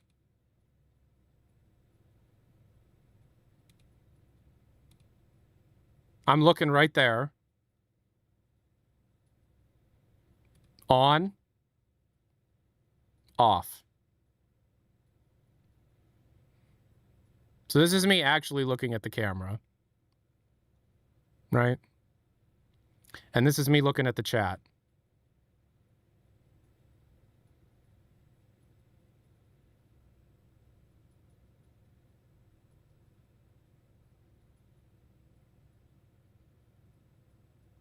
It's kind of weird when I blink.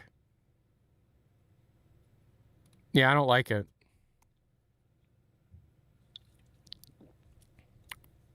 My eyes are never that open. That's a really good point.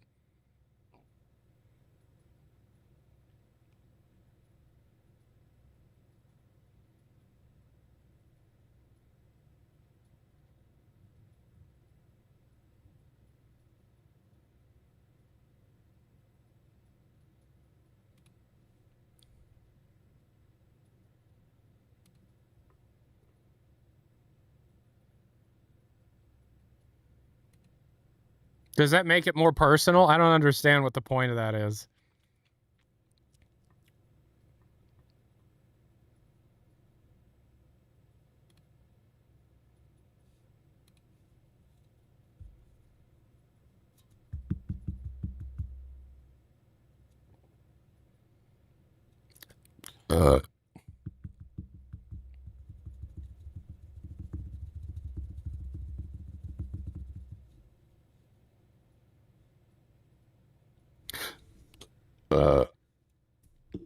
All right, I'm taking a little break because, like, my voice is starting to hurt a little bit because we've been recording for about 38 minutes.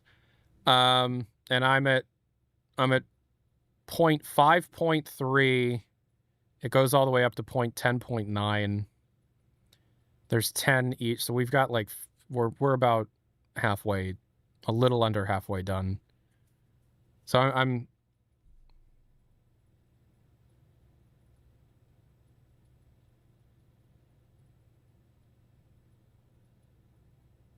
going to rest the voice for a minute, if that's okay. I'm going to pause the recording.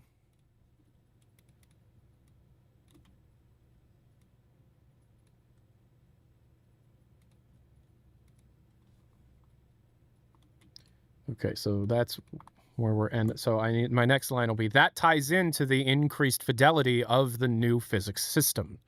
That ties into the do the eyes open if they're really closed? No. That ties into the increased fidelity of Source 2's new physics engine. That ties into the increased fidelity of Source 2's new physics engine. That's the next line. But I just want to. You're a full fa. My boy. You're a full fa. You're a full fa. My boy. My boy. My pois. My pois. You're a full fa. Another way, and it's safe to say I'm blind. Another way, second leads you where the sun collides. You keep on making marks on me I'll never find.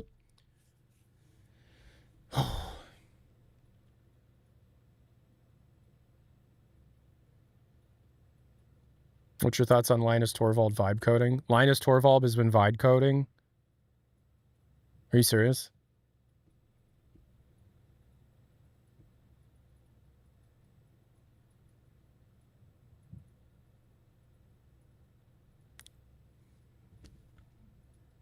Let me just give a quick shout out to AI. Fuck you. I played around with AI tools a little bit in 2024 and 2025 to make songs about cum. I've had my fill. I'm sick of it. Fuck that shit. Fuck that shit. Once you have your last cigarette, I've never actually smoked a day in my life.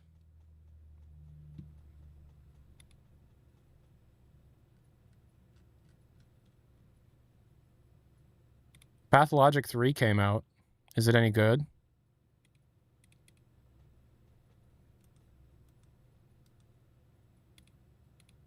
Is Pathologic 3 just a retelling of the same story of Pathologic 1 and 2? You should try smoking. It makes you look cool as fuck. I'll take you up on that. Yeah, all right. I want to look cool as fuck.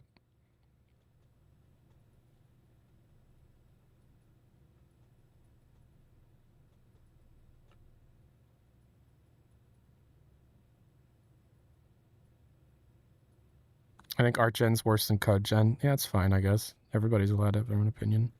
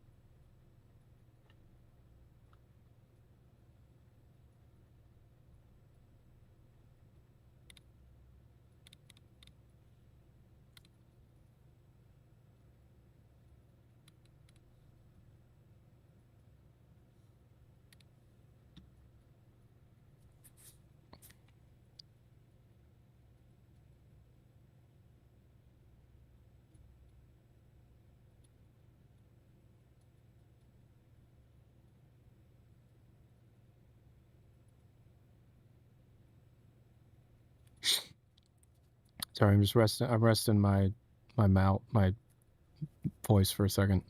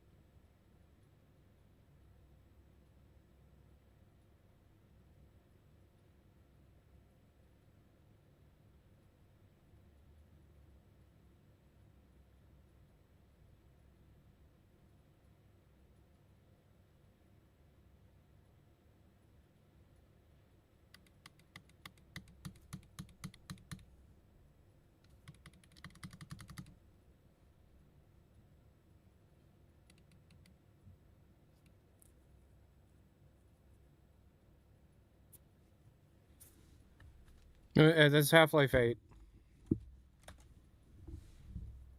There's Half-Life 8. Guys, I got Half-Life 8. You guys ever play Half-Life 8?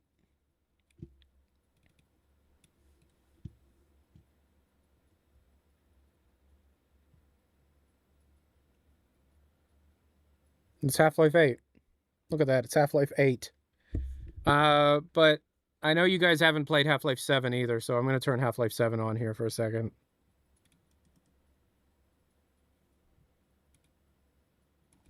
They got me. Hold on.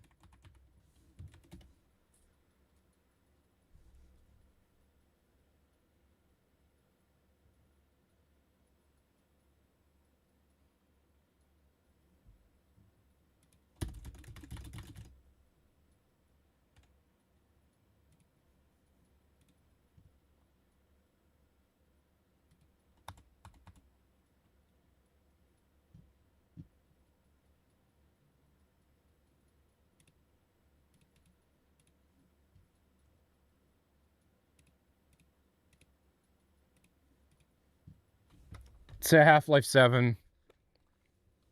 You guys ever played Half-Life 7?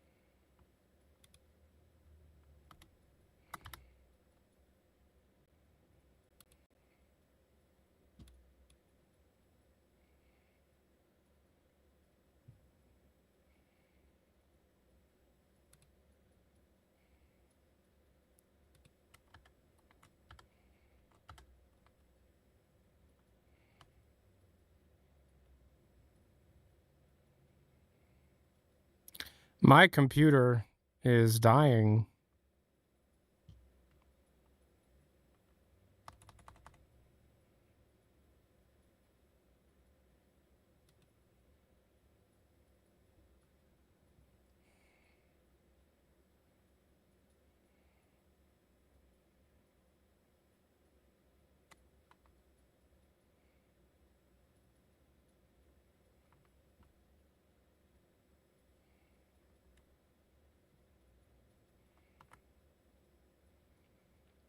Man, imagine if Starfield looked like this with like all the alien races and stuff.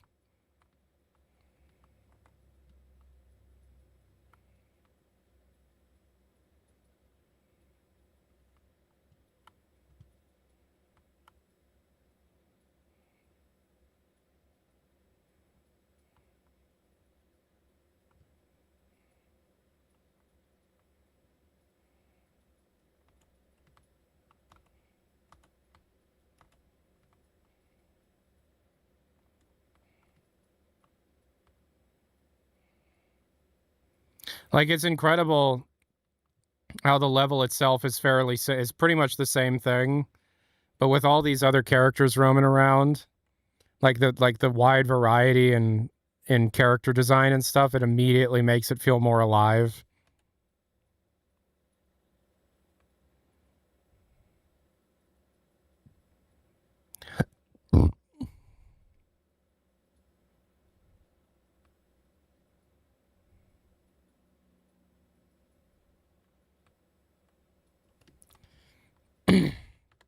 So I just started the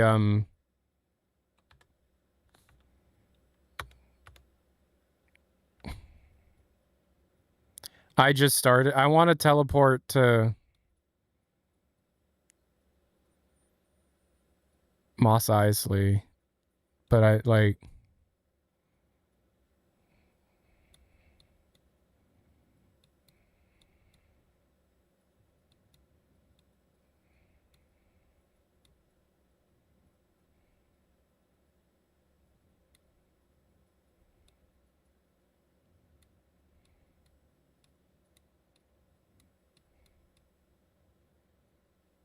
is there like a console command that lets me just teleport to Luke's planet, because it's like fully modeled out and everything and it looks amazing, and I want to just walk around and show you that real quick, and then I'll get back to recording the video.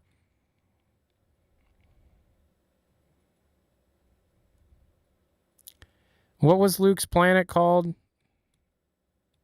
How am I blanking on what the planet Luke grew up on was called? Tatooine. Yeah, duh. Where's Tatooine? Oh wait, these are systems, not planets. These are stars.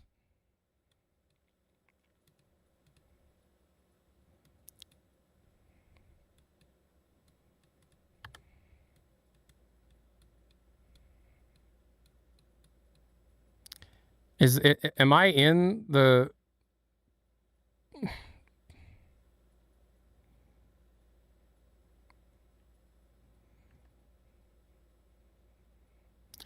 galaxy map is accurate, so Tatooine's close to Naboo? Man, talk about needing a search.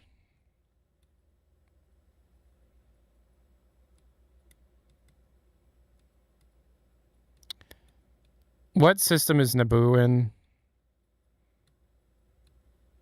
It's not Hoth. Is it Jakku?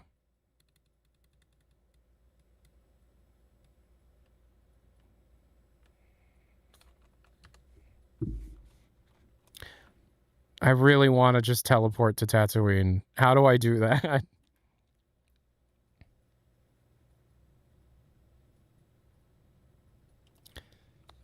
Can anybody find the console command for that? Because I really want to show you the work they did on it, because it's wildly good.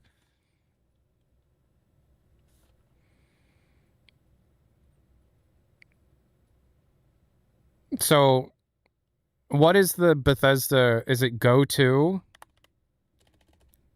You could just try COC Tatooine.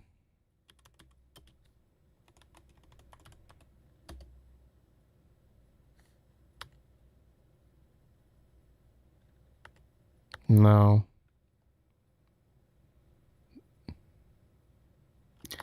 Help Tatooine.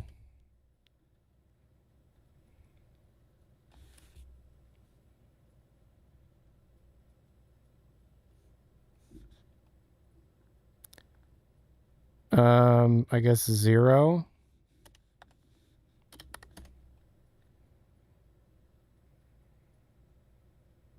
Oh, you found it? COC Moss Eisley.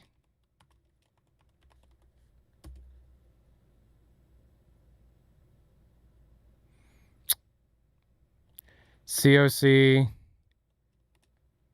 Tatooine Moss Eisley. No.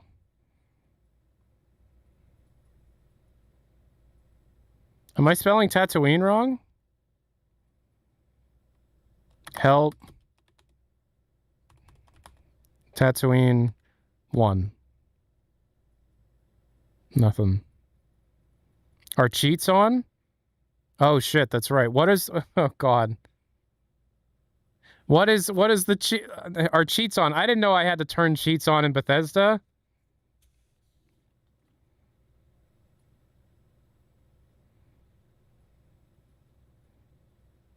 No trolling, I use ChatGPT.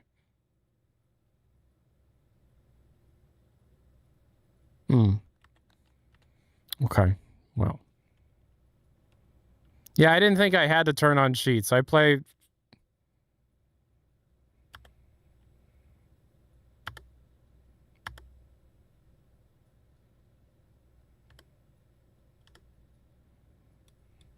So... Tattoo would be like over here, right? Here's Naboo.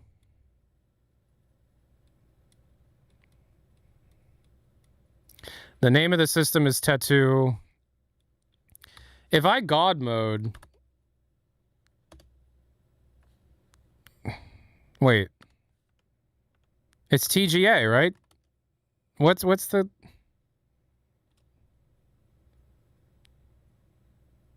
What is the God mode? I'm blanking, man. My brain has been used up. It's TGM, thank you.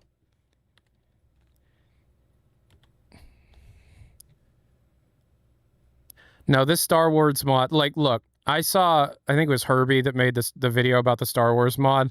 I saw it and I was immediately like, I have to play that. Because, like, fuck modern Star Wars. Modern Star Wars sucks ass, but, like, oh, with God mode on, it seems like I can teleport. Okay. Tattoo.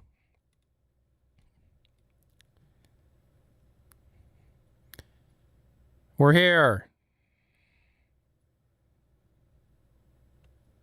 I think I have graphics turned all the way up. Oh my god, Moss Eisley. A wretched hive of scum and villainy. Classic Star Wars is awesome. Of course it is.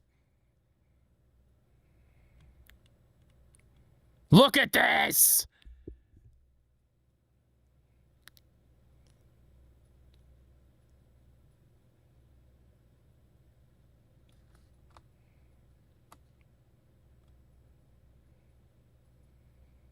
Look at this shit.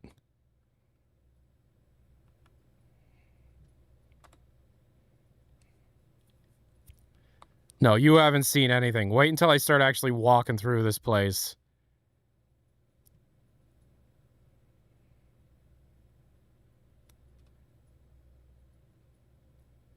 Are you kidding me? Are you kidding me?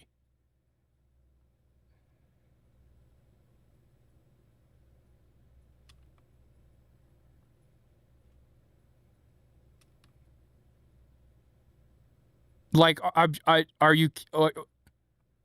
Look, the cantina with the... I don't know what this is called, but it's like, it looks just like it. That guy is sitting outside the cantina in the first movie.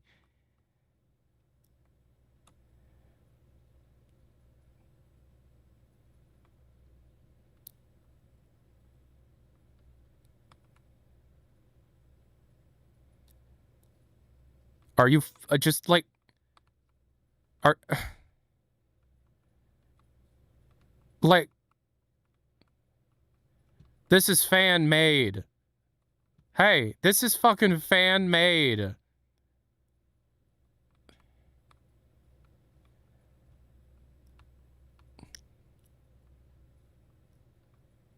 That is so crazy.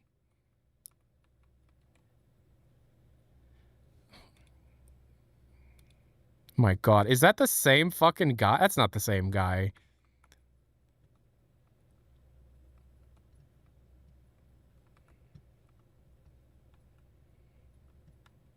Is that the guy?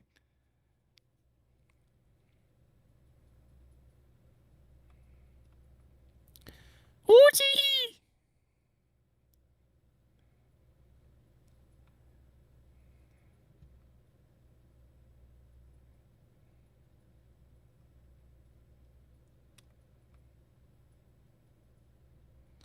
The frame rate is awful right now. But like...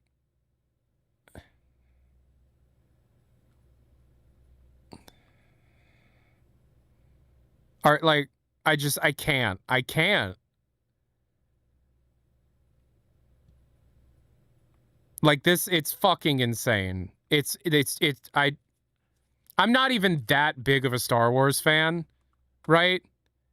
But like, I know a passion project made by people who know what the fuck they're doing when I see one. And turning Starfield into like an open world, an open universe Star Wars RPG is... Lightsaber. So look, two sons. Lightsabers and more custom storylines, because there are custom storylines. And can you go in the buildings? Of course you can. Orange doors. Oh, never mind. Fuck you. You can go in some of them. This is still in development, and in fact, the website says to wait for the next update, which is apparently in a few weeks, which will add lightsabers and new custom quests. But like the amount of work they've done so far... No, the performance is really bad right now, because I think I have literally... The game literally turned up all the way. Yeah, I have it. Yeah. I even have DLSS on quality. Yeah, until Disney ruins it, which is why I had to have it downloaded, just in case Disney did ruin it. But yeah, no,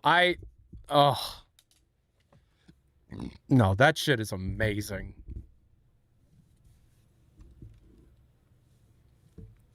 I have barely put any time into it because I'm waiting until the big update with lightsabers and more custom quests, because they're making a whole custom... They're making a couple custom quest lines, each one for the different factions, which I would assume is like the Rebel Alliance and the Imperials, and, you know, so fucking cool. I'm not even that big into Star Wars. I'm very, like, tired of Star Wars, but I mean, everybody here was like, okay, whoa.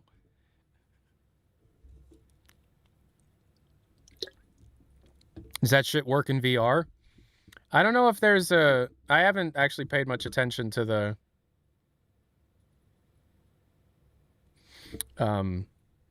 Starfield VR mod. What's your favorite Star Wars game?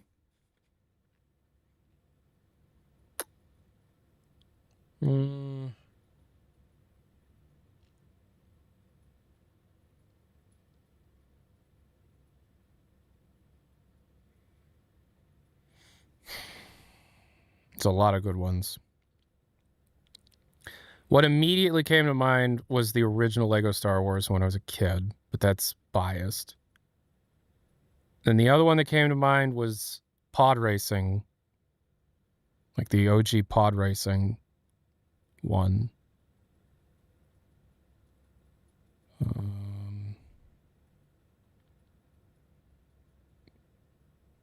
But then Dark Forces, though. You know what? Yeah, Dark Forces. Dark Forces. Dark Forces. Dark Forces. The boomer shooter one. That's the one I picked. Dark Forces.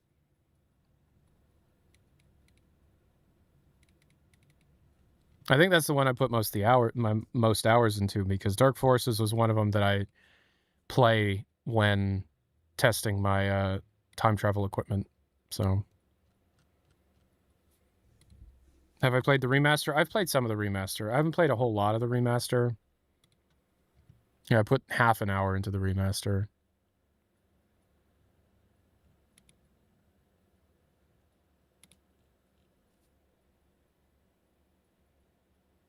Have you ever played Empire at War? Is that the one that's the...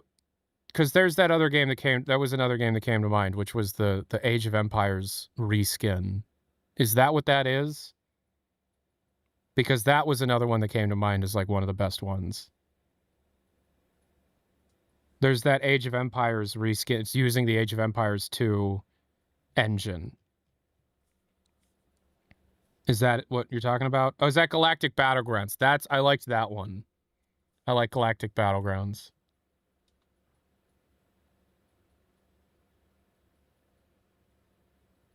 Yeah. Yeah, Lego Star Wars, though. SteamOS DevKit client got some updates. I mean, that's cool, but that's not video worthy. All right, we got to get back to the video that we're making. I'm gonna go refill my water real quick, and then I'll be back. Have you ever played Knights of the Old Republic? I've never played KOTOR. I haven't played KOTOR 1 or 2. Sorry. There's a lot of games that I should play that I haven't played. You know. All right, I'm gonna go. I'll be back. I'll be right back.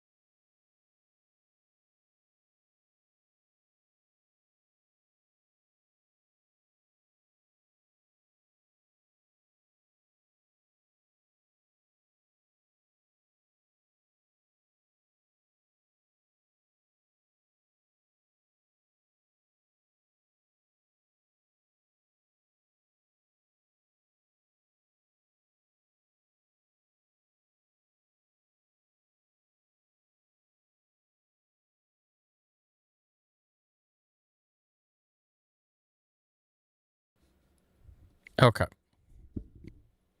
So I forgot to show you this. I wanted to show you some stuff I found at the thrift store.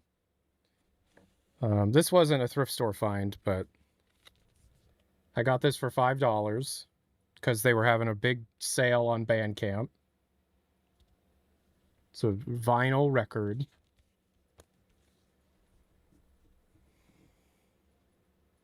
But I found a whole bunch of cool stuff at the thrift store.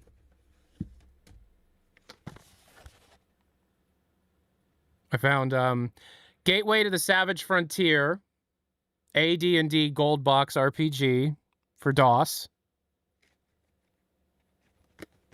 It's all in there. That was at a thrift store. Found some Pink Floyd CDs. I found this Logitech Wingman Precision Gamepad, new in box. New in box. I found this Memorex scrolling mouse, PS2 mouse, 3-button scrolling mouse. New in box, but the bottom of the box is like falling apart. And I found some games, some computer games. I found 7 Kingdoms 2, The Frighten Wars. I found Might and Magic 7. I found a Sierra game called Zeus, Master of Olympus. And then Mythical Warriors Battle for Eastland, which is a game by Outerbound Games. Found all that at the thrift store. Really good thrift store day the other day for old computer stuff. Yeah. So, I thought that was pretty cool. I also found some Blu-rays and stuff, but, you know. But I can't believe I found a gold AD&D RPG. Gold box. I also found this. Wings. Complete series of Wings. The Cheers spinoff.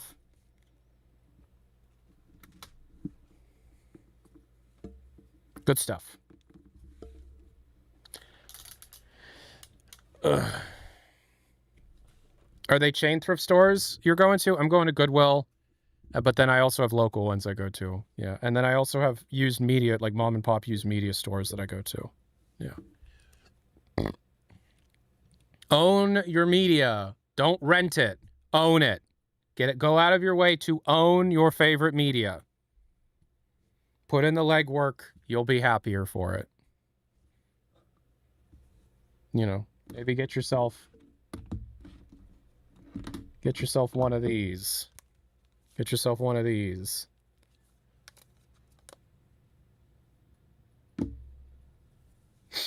Okay. So what was the last thing I said?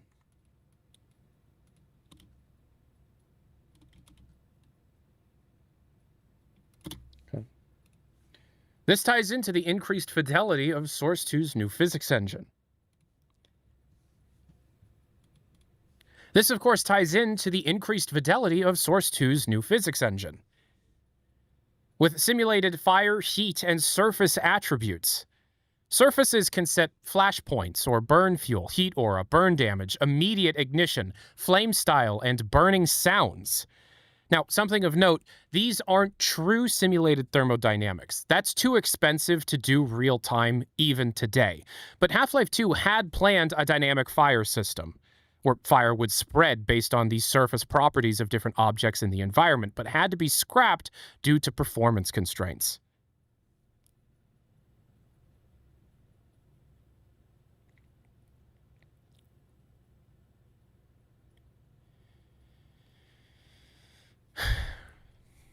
In layman's terms, this is simulating how hot things can get, how hot something should be before it starts to burn, and how different types of surfaces, whether metal, wood, concrete, etc., will interact with flammable liquids when they're saturated. When they start to burn, how long does it take for them to burn out? And when they do burn, how hot do they burn? And how does that heat affect the surrounding props and environment?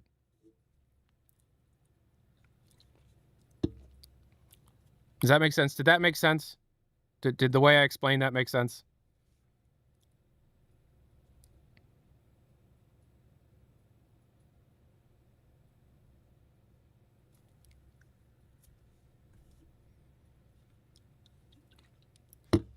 Thank you. Level designers can adjust objects to enable motion or grab, disable gravity grab or punt, because there is a gravity gun, because there will be a gravity gun type item in HLX. Make the gravity gun ignore the mass or size. Set the minimum or maximum force when punted. Prioritize objects and shift whatever objects are prioritized for the gravity gun. There are other related properties, such as enable motion gravity grab. Enable motion gravity grab, cannot gravity grab, cannot gravity punt, gravity grabbing, ignore mass and size.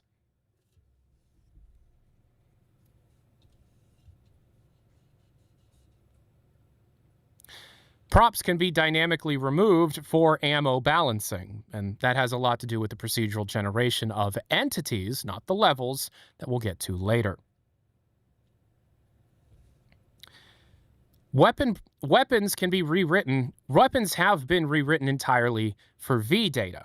Weapon properties have been called out that all can be adjusted in V data, such as the clip sizes, the HUD bucket position, which is the weapon selector in Half-Life, where it appears in the selection. Weapon cooldowns, weapon ammo types.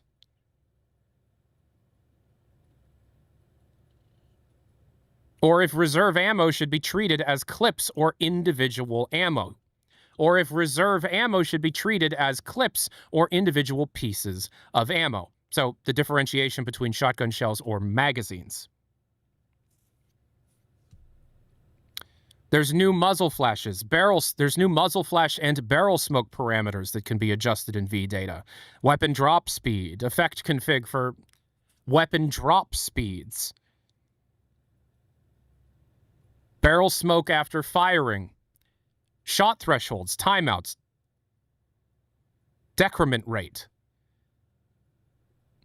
The weapons are heavily customizable and all done within all weapon properties are heavily customizable and done so using the designer data system that is V-data. The HEV suit is back.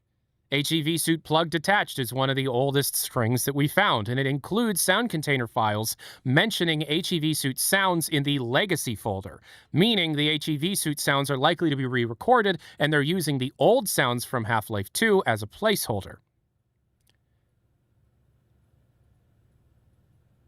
There's a grenade Apparently, there's a grenade launcher weapon of some sort. It's unknown if this is its own weapon or a secondary thing for an SMG, but the grenade launcher itself is capable of firing a sticky grenade.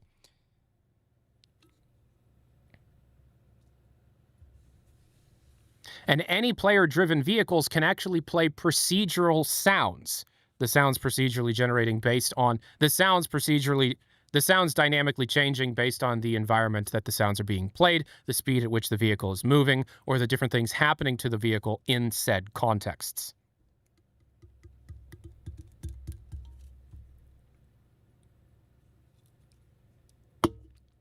Ass.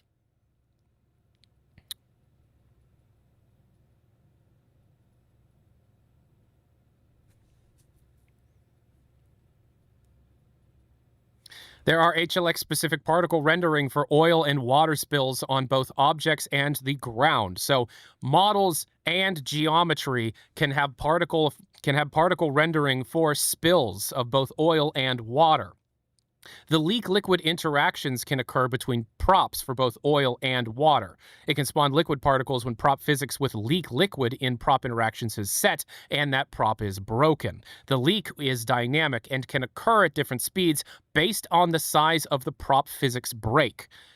It's self-explanatory, but effectively, if an object is meant to have liquid within it, and that object has a break within it, the size of the break changes the severity of the leak. Water tubes are a cable type that can specifically leak the types of water, so effectively, water pipes. You can shoot those pipes, and based on the size of the bullet holes, the number of the bullet holes will change the speed at which those particles are spawning. Vehicles have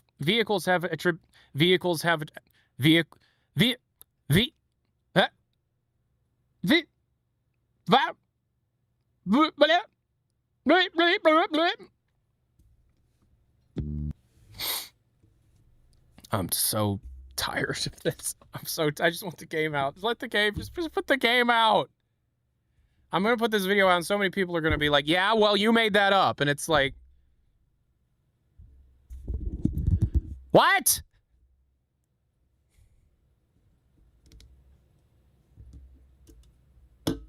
Check this out.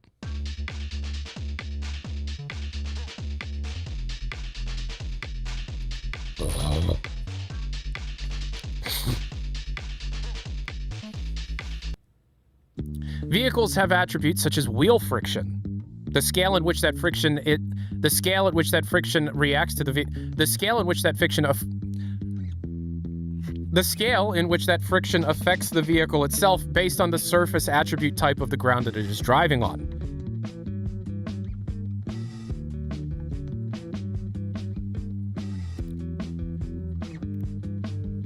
This shouldn't be here. This should be in the vehicle section.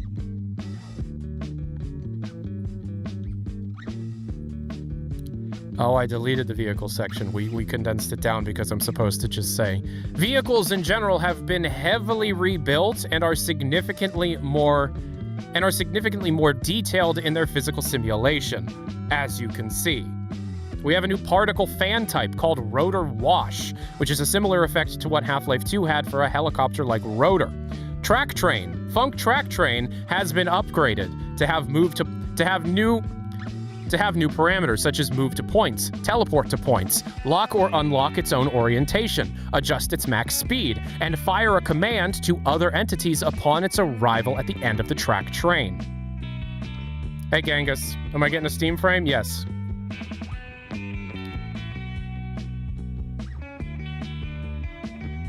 I'm drunk, here's money. Hi. The save system had a complete and total overhaul. The new system does support the legacy saves, but the new saves have significantly more debug options. They're effectively the same content-wise as the legacy saves, but they're in a more modern, readable format. Save files are made of old format headers, plus 3 different files joined into one file.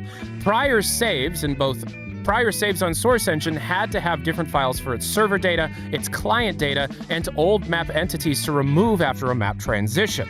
All of this is combined into a single, more efficient item. All of these files were combined into a single, more efficient file. On August 6, 2025, this new save version was set to default for all new saves.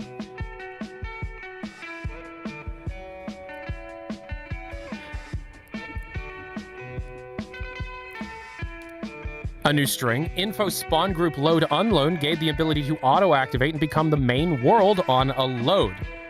Meaning spawn groups can load on world load. Meaning spawn groups can change and load based on their... I was just reading this stuff out and thinking, okay, how do I explain this to a person who doesn't know anything? And then I'm trying to think of a way to explain it, and then I think, they're not gonna fucking care.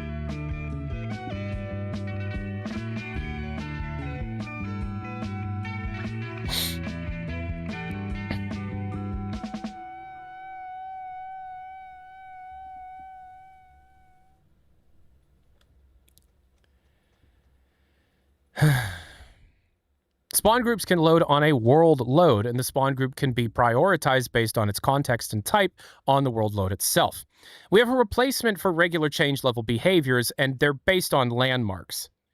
We have a replacement for regular change-level behavior seen in prior games. Based on landmarks, preload is the next or specified level and keep loading until the level change occurs. It supports a list of all adjacent levels, and effectively, this is level streaming. It's a new adjacent level preloading command. It allows for the distant level, the thing that will be next, to preload based on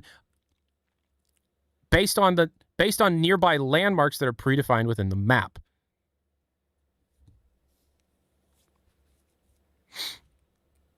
We have a new wind system. Oh yeah, we have a new wind system with things like wind update, wind controller, and wind noise. There are new commands for debugging the wind volumes, option for temporal smoothing of the wind, and wind controller helpers that can actually move in place. And wind controller helpers that can actually move, taking the wind with it. We have new particle renders, game decal trace from an event. We have a new particle collision mask called particle collision mask _T. And those particles, we have new particle collision masks. We have a new particle collision mask. How do I explain what the fuck a particle collision mask is to you guys? Okay. We have a new particle collision mask. Effectively, particle collision masking has different variables now called... Reno, how would you... Particle collision mask now has a significant amount of new variables. All, solid, water, shot, shot brush only, shot hull, opaque, default player sound, and NPC solid. Decals are now defined by decal groups AV data file, and it replaced a text file in the prior version of source. Info projected decal entity has also returned from source 1. The entity was long absent. We have a new particle renderer for water ripples from an event, such as shooting the water.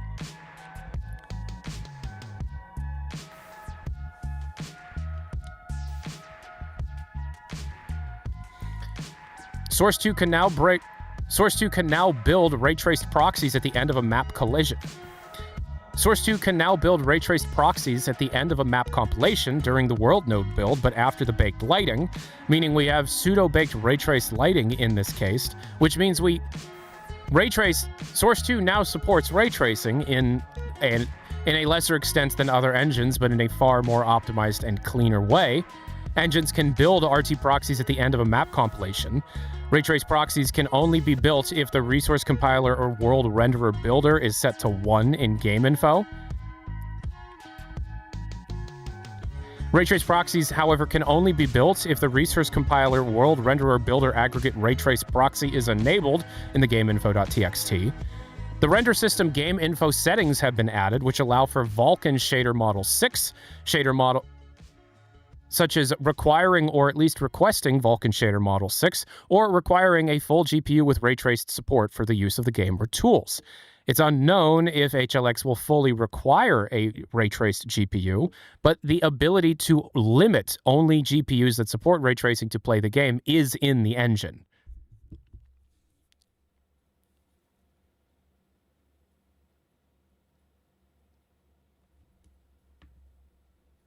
But, but again, there are baked lighting improvements.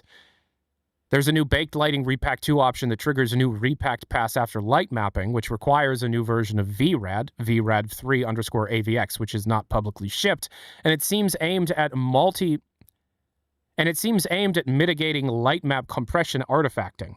And this new version of VRAD seems aimed at mitigating light map compression artifacts. Again, an optimization bug. Again, an optimization tweak. Signed distance fields were added to light probes. And SH2 for light probes mirror light map switching to SH2 in the November 2024 deadlock update. SH2, or spherical harmonics, is a standard version. SH2, which is spherical harmonics, is a standard light encoding method. SH2, or spherical harmonics, is a standard light encoding method. Pre-baked light, I mean.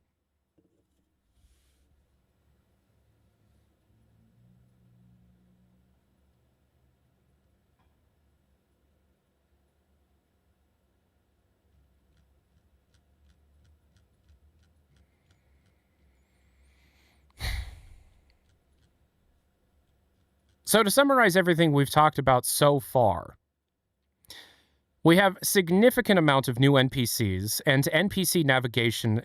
We have a significant amount of new NPCs and NPC type.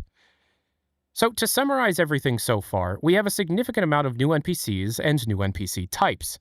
We have new navigation for those NPCs, being underwater, flying, outer space, or a two-dimensional, ground-based, classic form of navigation. We have gravity shifting and oriented gravity, similar to Super Mario Galaxy or Prey 2006. We have simulated buoyancy, fire, heat, and surface attributes changing the context of all of those. Parameters based on the type of surface that it is interacting with. We have the return of the gravity gun, but with significant more control. We have the return of the gravity gun and physics-based interactions, but with significantly more control given to the game designer in terms of what is capable of being done and controlled, in terms of what is capable of being done by the player or limited to the player by the hand of the game designer. The weapon system was entirely rewritten for V-Data, allowing for almost every property to be written out in a text file beforehand and changing things in systems, and changing major systems in the games without needing a complete recompile of the game itself. The HEV suit is back. We have props that are able to be deformed, braked, or destructible. We have props and models that are able to be deformed under stress, breakable, or destructible, meaning parts can fall off based on a predefined list of attributes that can be defined by the game developer.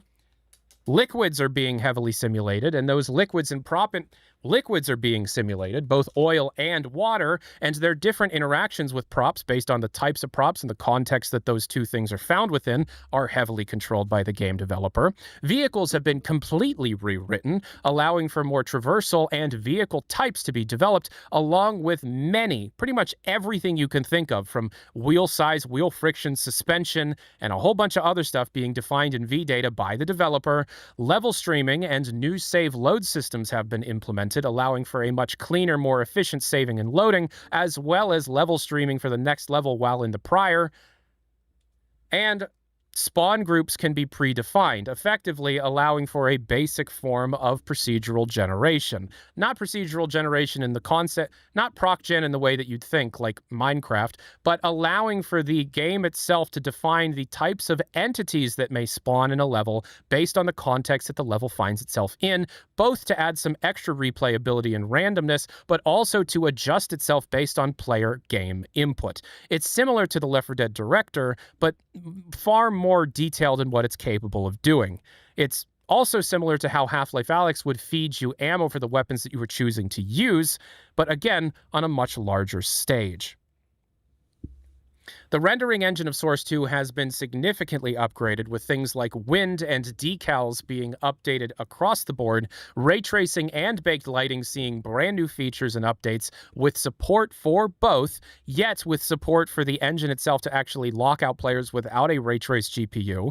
It's not known if HLX will require a ray trace GPU or not, but the ability to lock a person out for not having a ray trace But the ability to lock a player out who doesn't have a ray trace GPU is a functionality within the engine.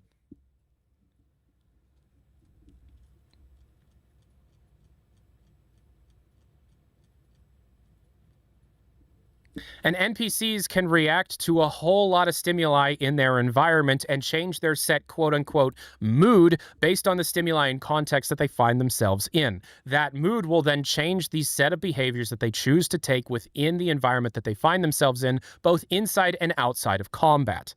The mood can be affected by player input in different circumstances, but more likely it will be affected by other NPCs interacting in an almost immersive sim-like marriage of many different systems coming together to affect the NPCs in a more lifelike situation. In a more lifelike scenario. Some other stuff that we haven't been able to really place to anything is an unknown Source 2 app ID that was found by XPaw on November 20th, 2025. We're not sure exactly what it is that XPaw found, but we do know that it is not a multiplayer game.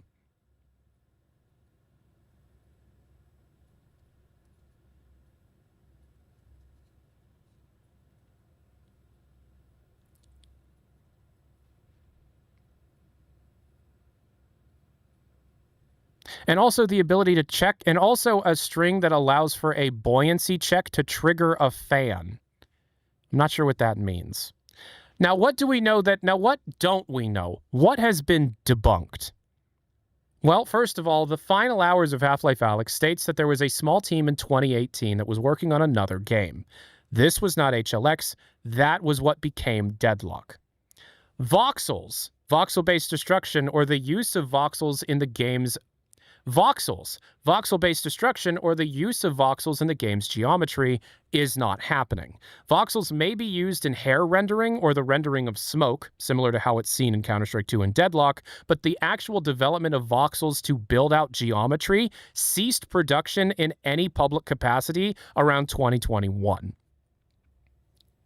HLX is not a VR sequel to Alex. Valve has gone on record multiple times stating they wanted to make a non-VR Half-Life game. Valve is moving the player around in many different ways with zero-gravity environments, Super Mario Galaxy-based gravitational changes. None of that stuff would work in their very strict never move the player rules within VR. The same kind of rules that led to smooth locomotion being effectively an afterthought added at the very last minute in development. A day and night cycle is not being developed for HLX. In fact, all references to a day-night cycle seem to be able to be traced back to the day-night cycle found within Dota 2. HLX is not open world.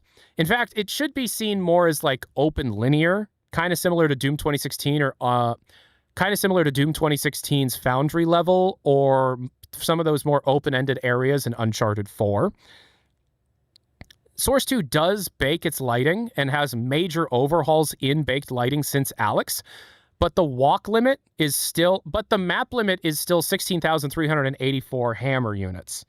There are no traditional global illumination sources in Source 2, even though we do know that RTX even though we do know that there is support for it in certain contexts. There's a misunderstanding in the general public that HLX will be open world, but the engine itself cannot support maps of a size that would be required in an open world game. But the engine itself cannot support maps large enough to truly be called open world in the first place. Project White Sands is not HL3. Project White Sands is not HLX. Project White Sands was actually found to be a codename for Deadlock for its voice actors. It's actually not HLX. There was once a time where there was a new unknown Valve game app found on SteamDB around January of 2025. That's actually the experimental branch of Deadlock that players have to be under NDA to play. Mike Moraski, Eric Wolpaw, and Jay Pinkerton are not working on Deadlock. Confirmed. They're working on something unknown.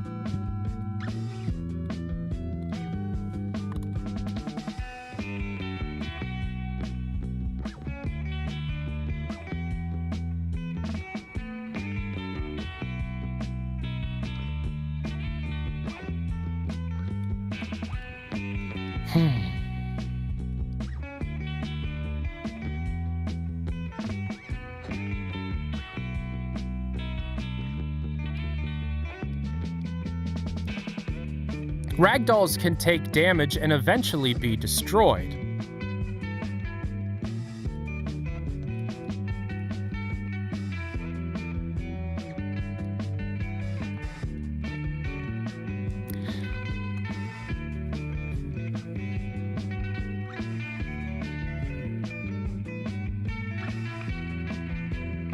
There is now a vdata file, which may contain player subclasses and the provided parameters seen in this image.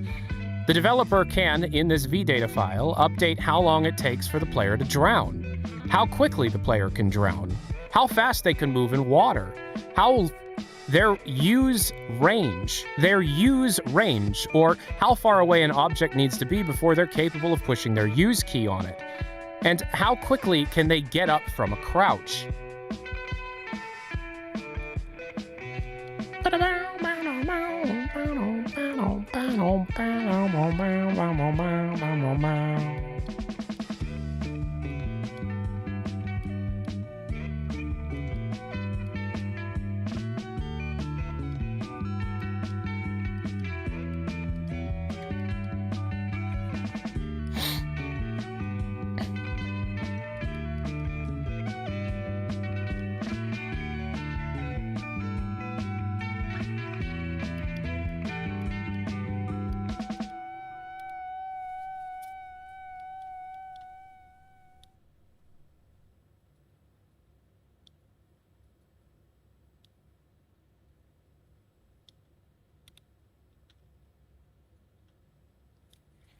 There is a default NPC-V data file that explains a significant amount of what NPCs are capable of doing within their AI packages based on the contexts that they see or experience within their environment.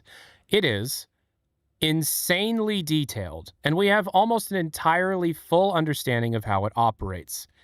It, however, is also nearly impossible to convert into a video. I don't know how to convert this part of the Miro board into a video.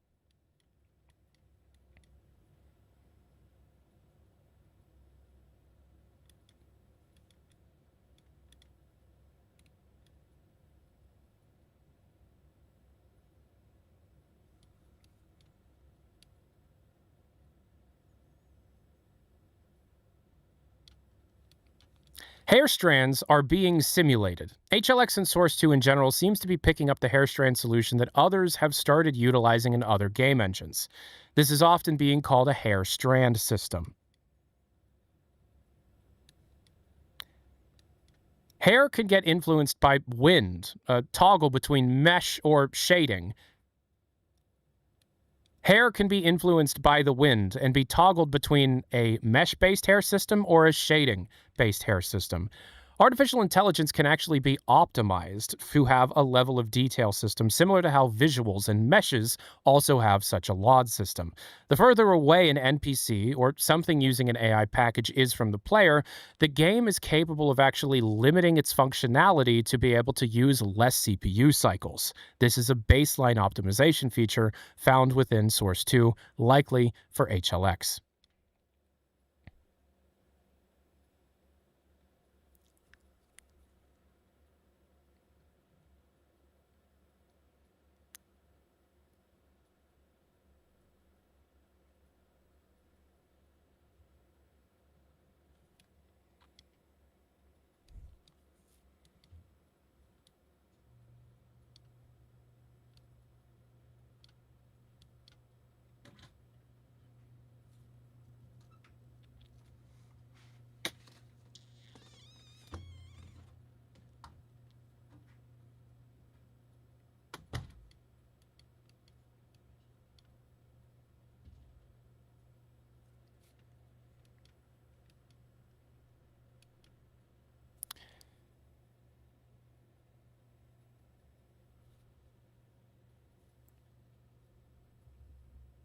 This video is so overwhelming. This video is so overwhelming.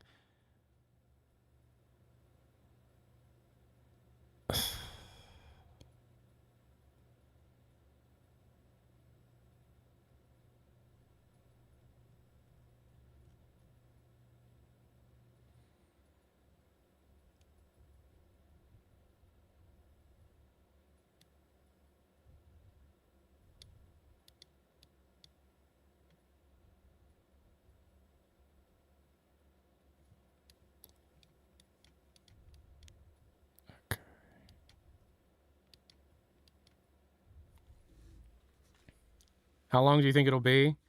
Well, right now my audio is at 1 hour and 20 minutes. And I've got to say, I'm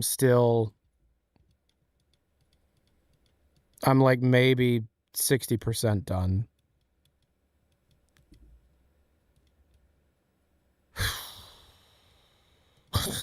God fucking damn it. I'm trying to like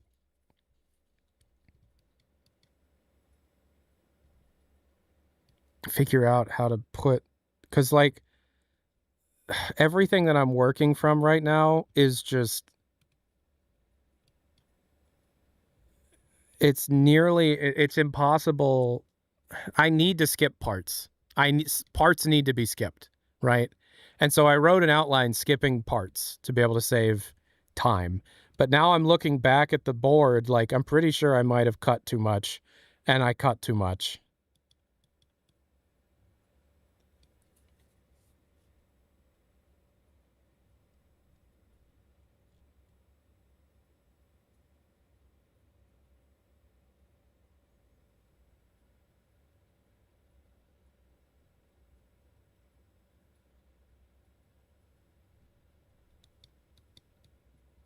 This is the 4th time I've tried recording this video, and I gotta record it again. I have to scrap this whole thing. This whole thing needs to be scrapped. I have to start over.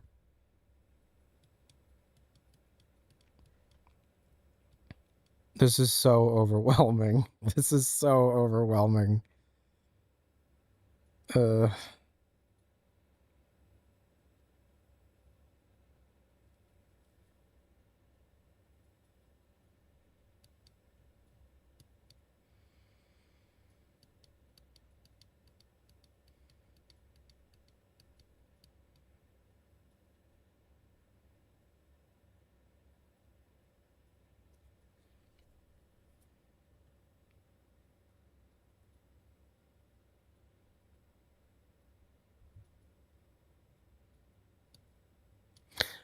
What I have is usable, right? So what I'm going to have to do now is edit down the audio I have, make a list of every major point, because I cut too much. I shouldn't have cut. I was trying to save time because I knew, because I was literally at like, I think 18 pages, and I was like, this is going to be 4 hours. I can't edit 4 hours. Like, the video will never get finished.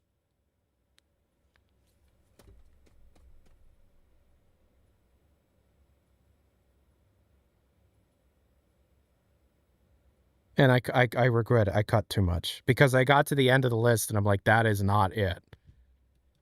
Because I just got to the end of the document and I was like, that's not it. That's not it. Is that really how much I cut?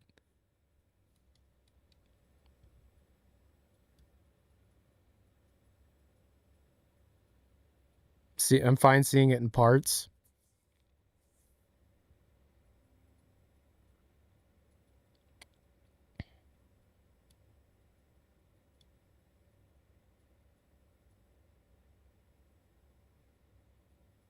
How do you convert this entire thing into a video? How do you convert this entire thing into a video? There's so much. There's so much. There is so fucking much.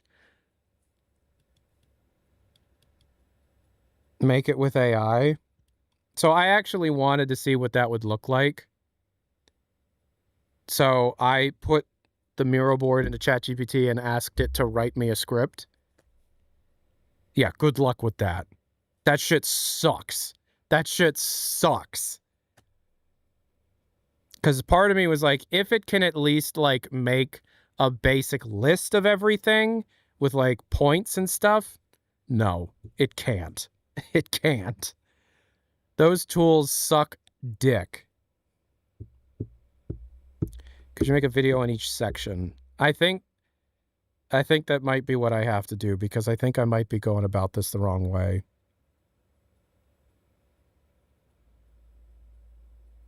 I think I've been doing this wrong.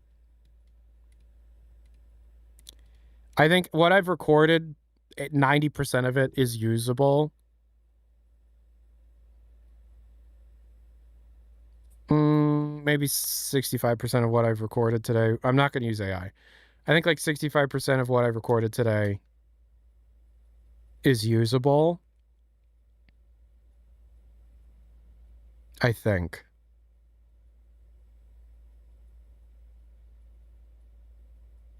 So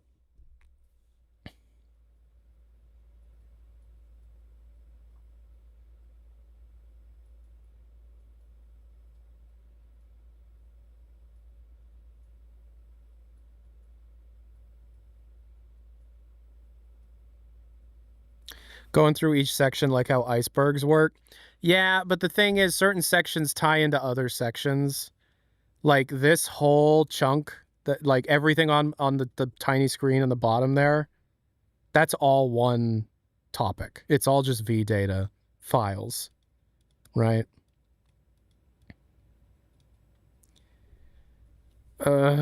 Okay.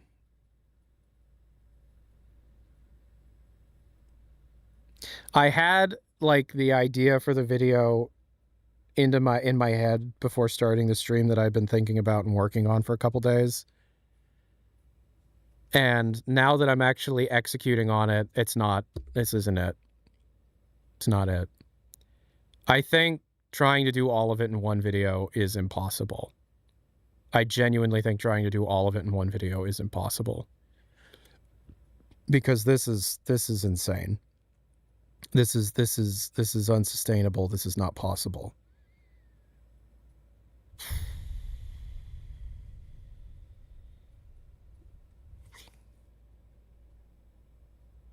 This is literally the 4th time I've attempted to make this into a video.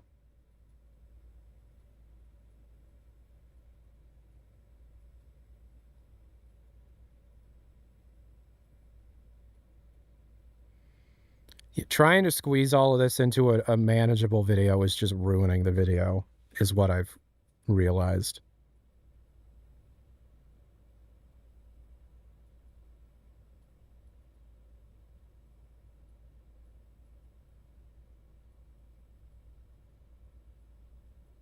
I'm not even going to touch the employee resumes section, right?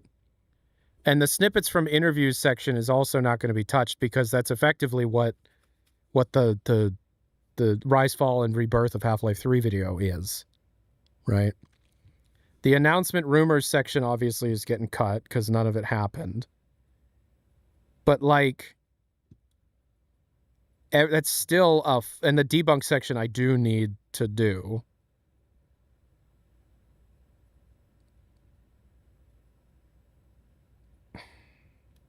I gave up on the idea of doing a video about the Miro board a few months ago. I'm clearly not capable to do that even with hiring someone. I'm making this goddamn video. I am making this video.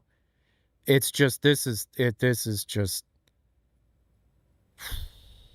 I just recorded an hour and a half, an hour and 15 minutes of audio.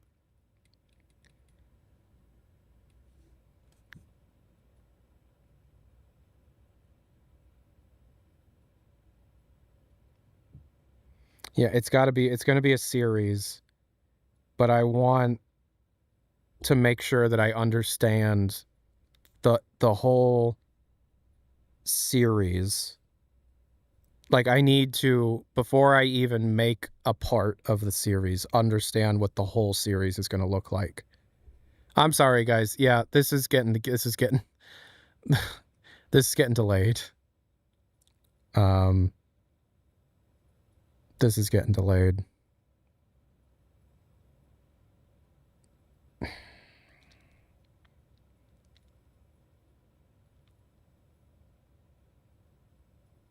Not the game, my video.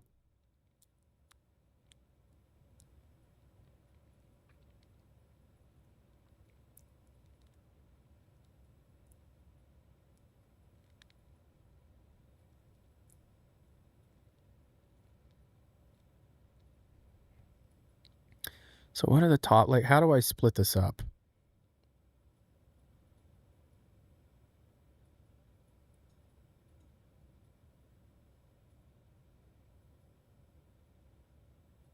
Thanks, Gabe Follower. Thanks. How do I split this up?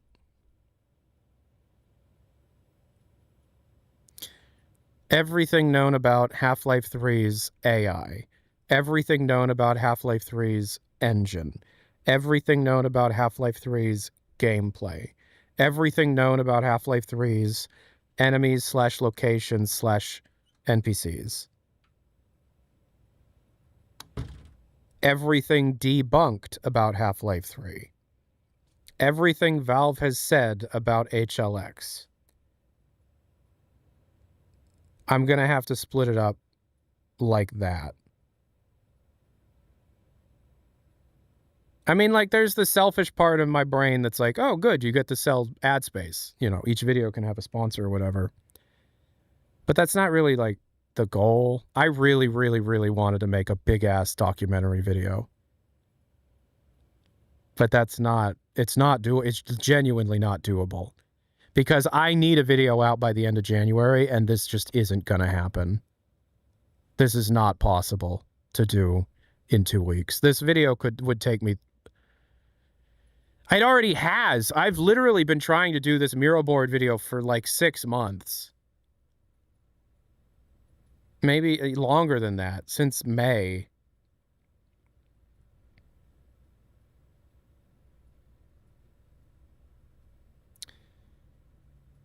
Release them in parts and then put the parts together as one. Yeah, that's probably what I'm going to have to do.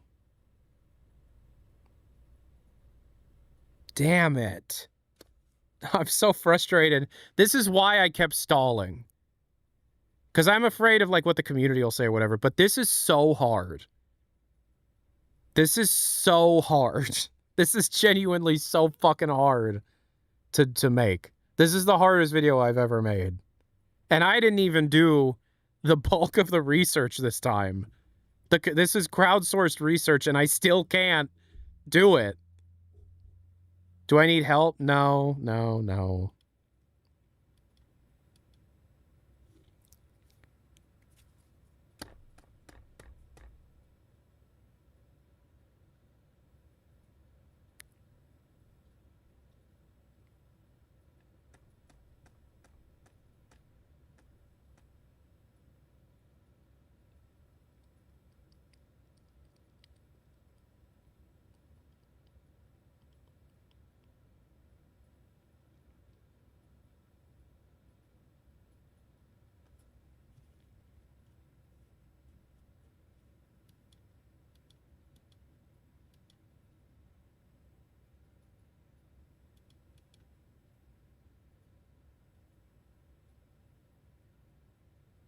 Tyler, I'm sorry for being mean to you the other stream. That's totally fine. Don't worry about it.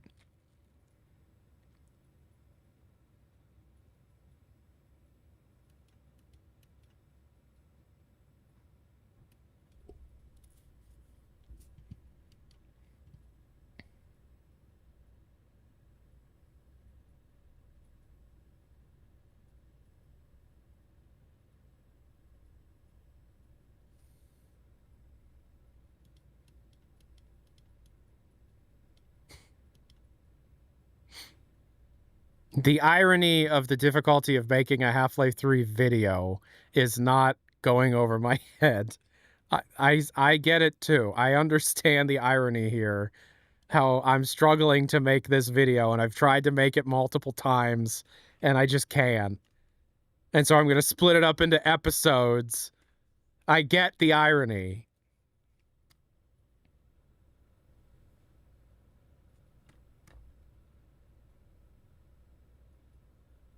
I did already do one, but it was a lot of, like, historical context stuff.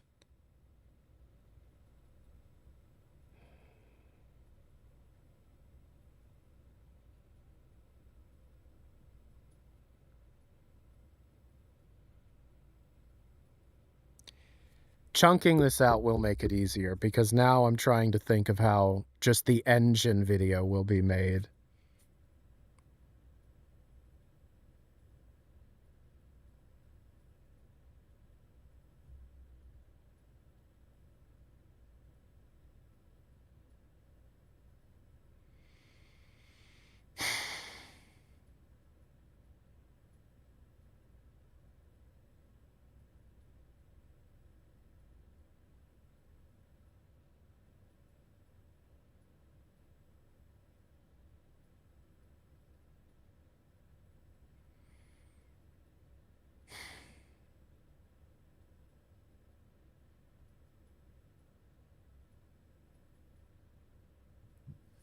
I can't believe I'm going to have 4 scrapped versions of this video before I actually release something.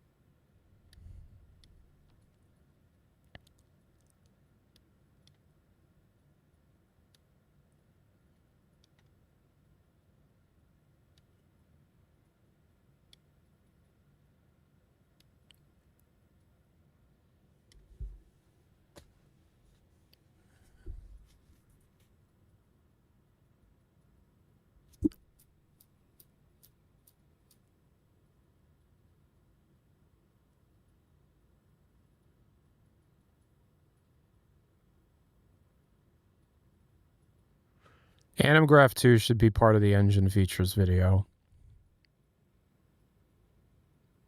Base AI. So there should be an everything known about HLX's AI video. But going really, really, really hard into describing base NPC V data is just that's out of the scope of the video. That's gone. I'm not doing that. I'll do very basic summaries of the V data stuff. The gameplay mechanics video will include the vehicle V data summary. And then there will be an entire video of HLX through HLX from Valve's lips, or everything known about HLX parentheses from Valve will be all the interview snippets and the resumes. Okay, so that's...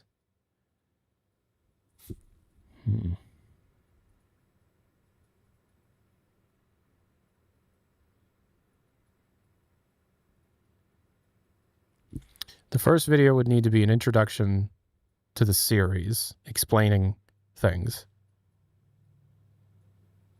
showing the MISC assets,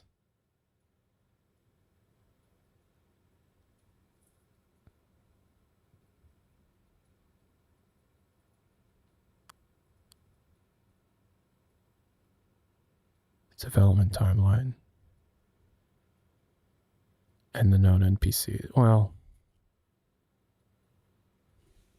start with the easiest video? Well, no, we have to start with an explanation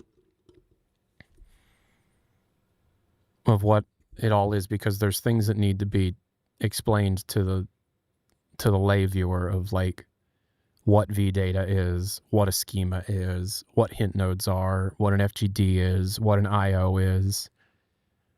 That would be the place where I would put the MISC assets.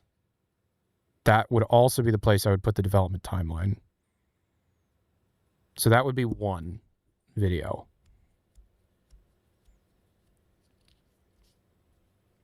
Everything known about HLX, a primer.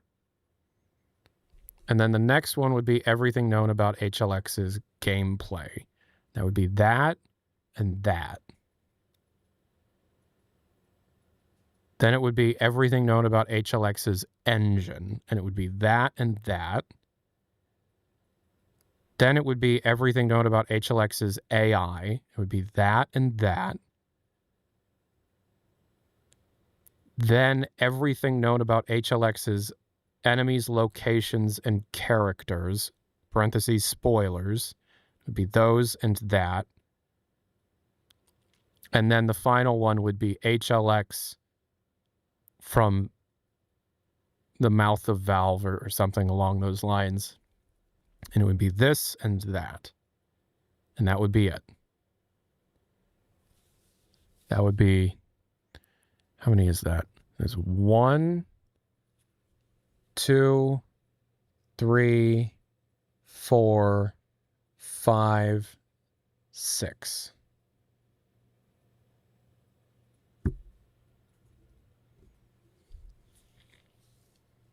Six episodes.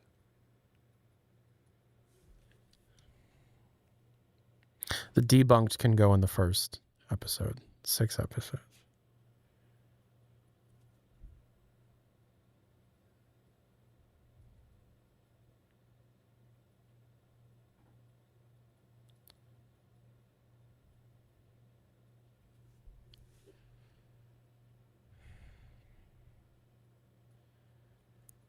Okay.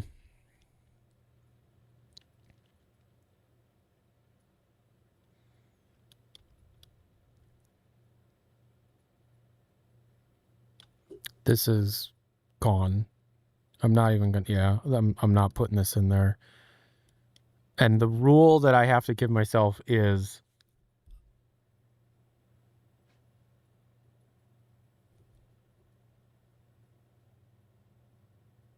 I have to cut it off. Even if more stuff comes out, I am defining the Miro board as it currently is, as of literally right now. Because more will be found in the CS2 and the deadlock updates.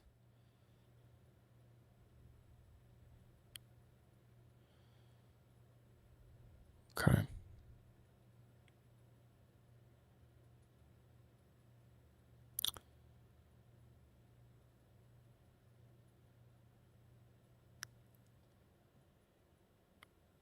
Or maybe just wait for those to come out. No, no. There will be an HLX Files episode that will go into the news stuff, but no. No.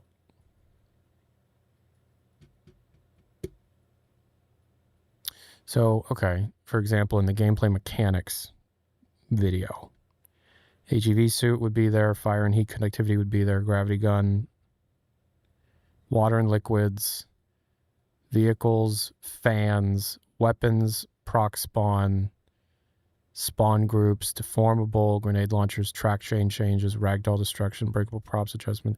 Okay, so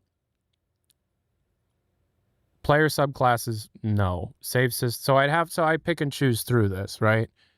Breakable prop adjustments, C-based prop physics changes, no. Track chain changes, no. Grenade launcher, no. Ragdoll destruction, yes. Proc spawn, yes. Spawn groups and level streaming, yes. Deformable, yes. Weapons, yes. Fans, sure. But then also, this AI, better increased navigation, the moods, yes. The new flinch types, yes. Destructible NPCs, yes. Player companions, yes. NPC crawling, new sound types, yes. Modifiers and default NPC input-output, maybe not. I don't know. Engine features, hair strand simulation, sure. V-data, sure. AI level of detail, no. There's no reason to say that because it's in the HLX files. Proc sounds, yeah. Distance fields, no. Mesh shaders, no. Lip sync solution, no. Upscaling, yeah. Shared map environment, yeah. Meshlets, well,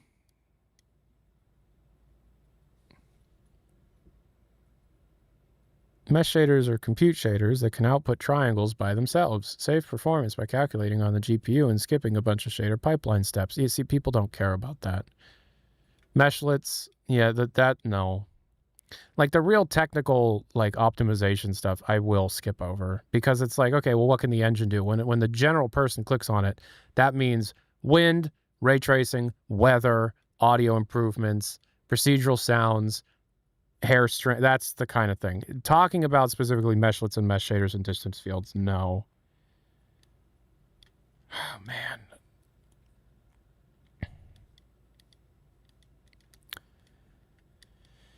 Whew. Yeah, that's what I'm going to have to do. That's what I'm going to have to do. Fuck.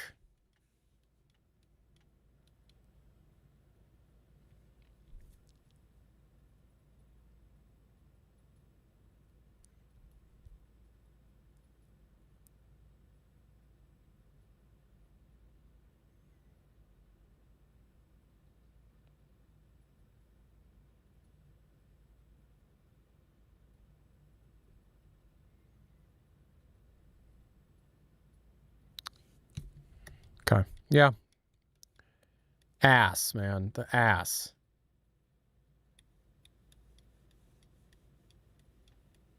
This is ass. I am pissed, but what can you do? Curious about how many adjacent levels are just one, whichever one is next and whichever one is prior.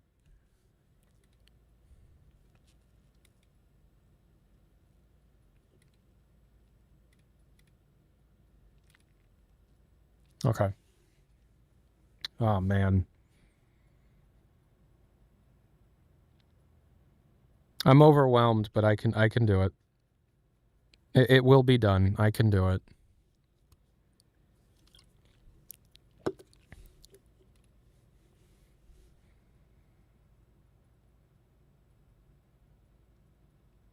How many hours does it take to make one vid? It depends on the vid. Really depends on the video. One of these, 50 to 65 probably.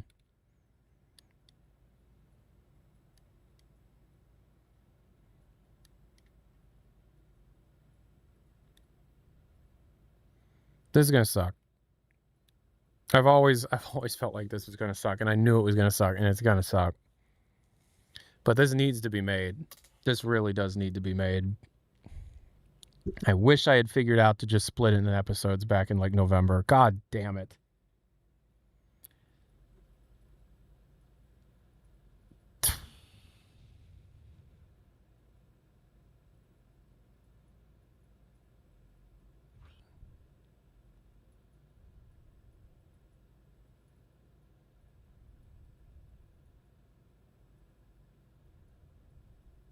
Use AI. AI can't. No, AI won't be able to do this. AI is not robust enough to be able to make this video. There's no.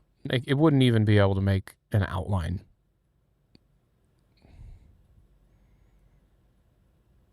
Even when I was reading out my heavily reduced script, I kept thinking like, this isn't working.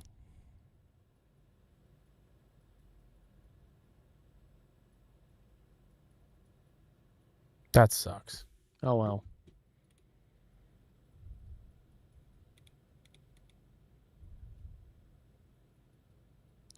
Check Discord.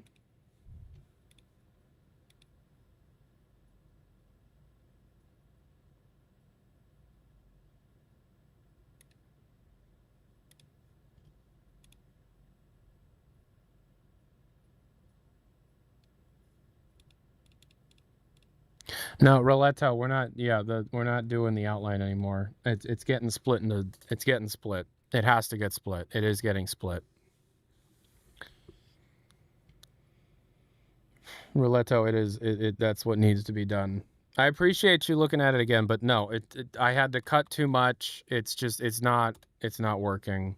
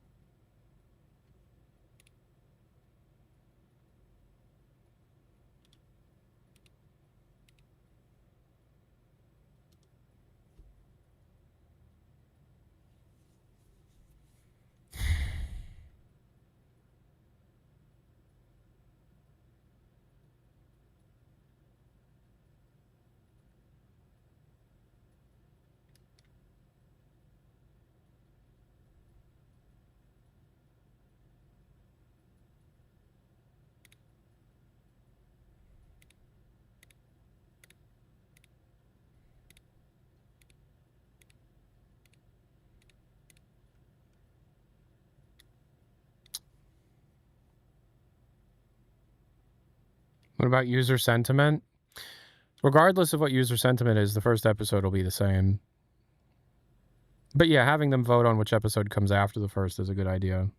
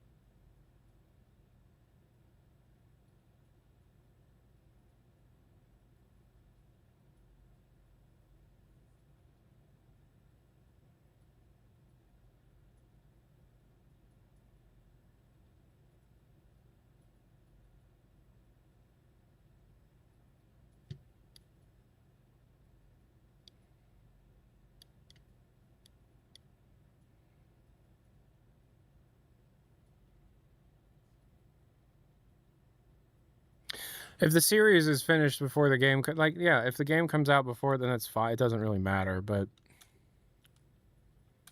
I'll try my best to get as much of it done as I can. I'm pissed, though. I am pissed. I'm not in a good mood right now.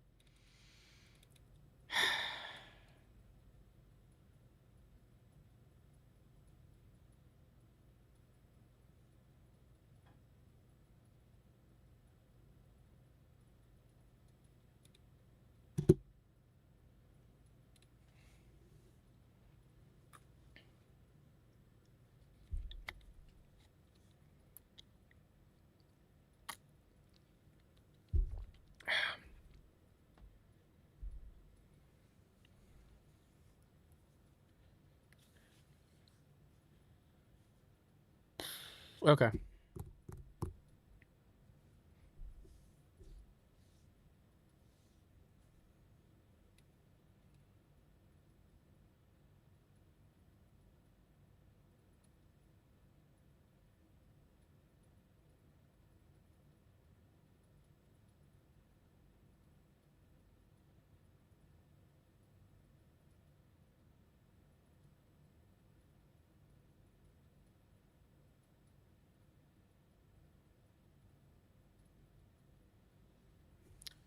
All right.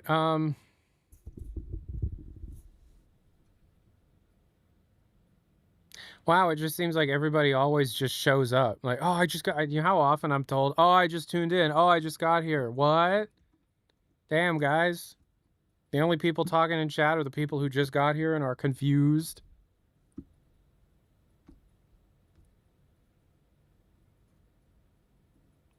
Yeah, I'm splitting the video into 6 parts.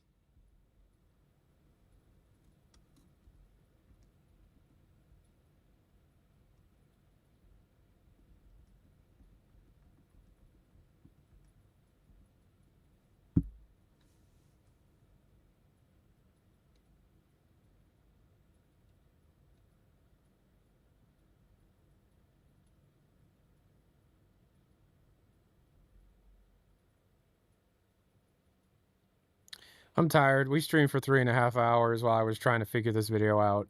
My brain is dead. A new sponsorship opportunity is available from Marvel Rivals.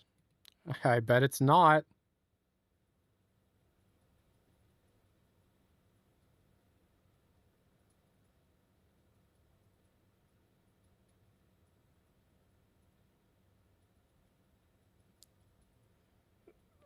What?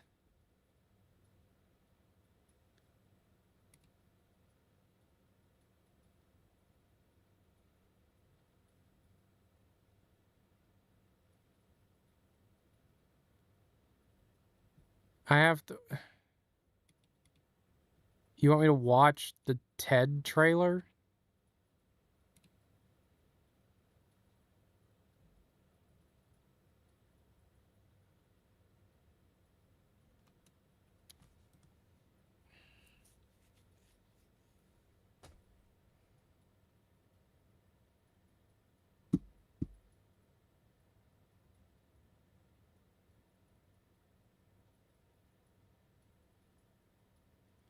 Yeah, I got a bounty. I'll have to look at it. Apparently, I have to just watch a trailer and they give me a couple $100, but like...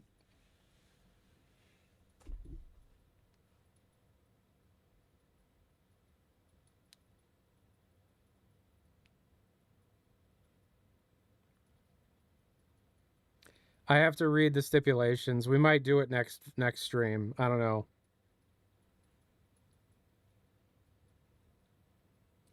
I like the TED TV show, I guess.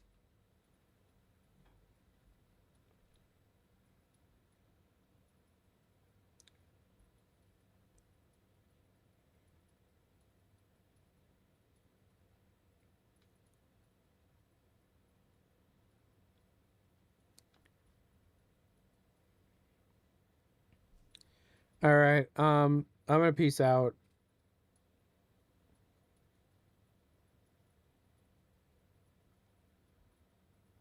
Bye.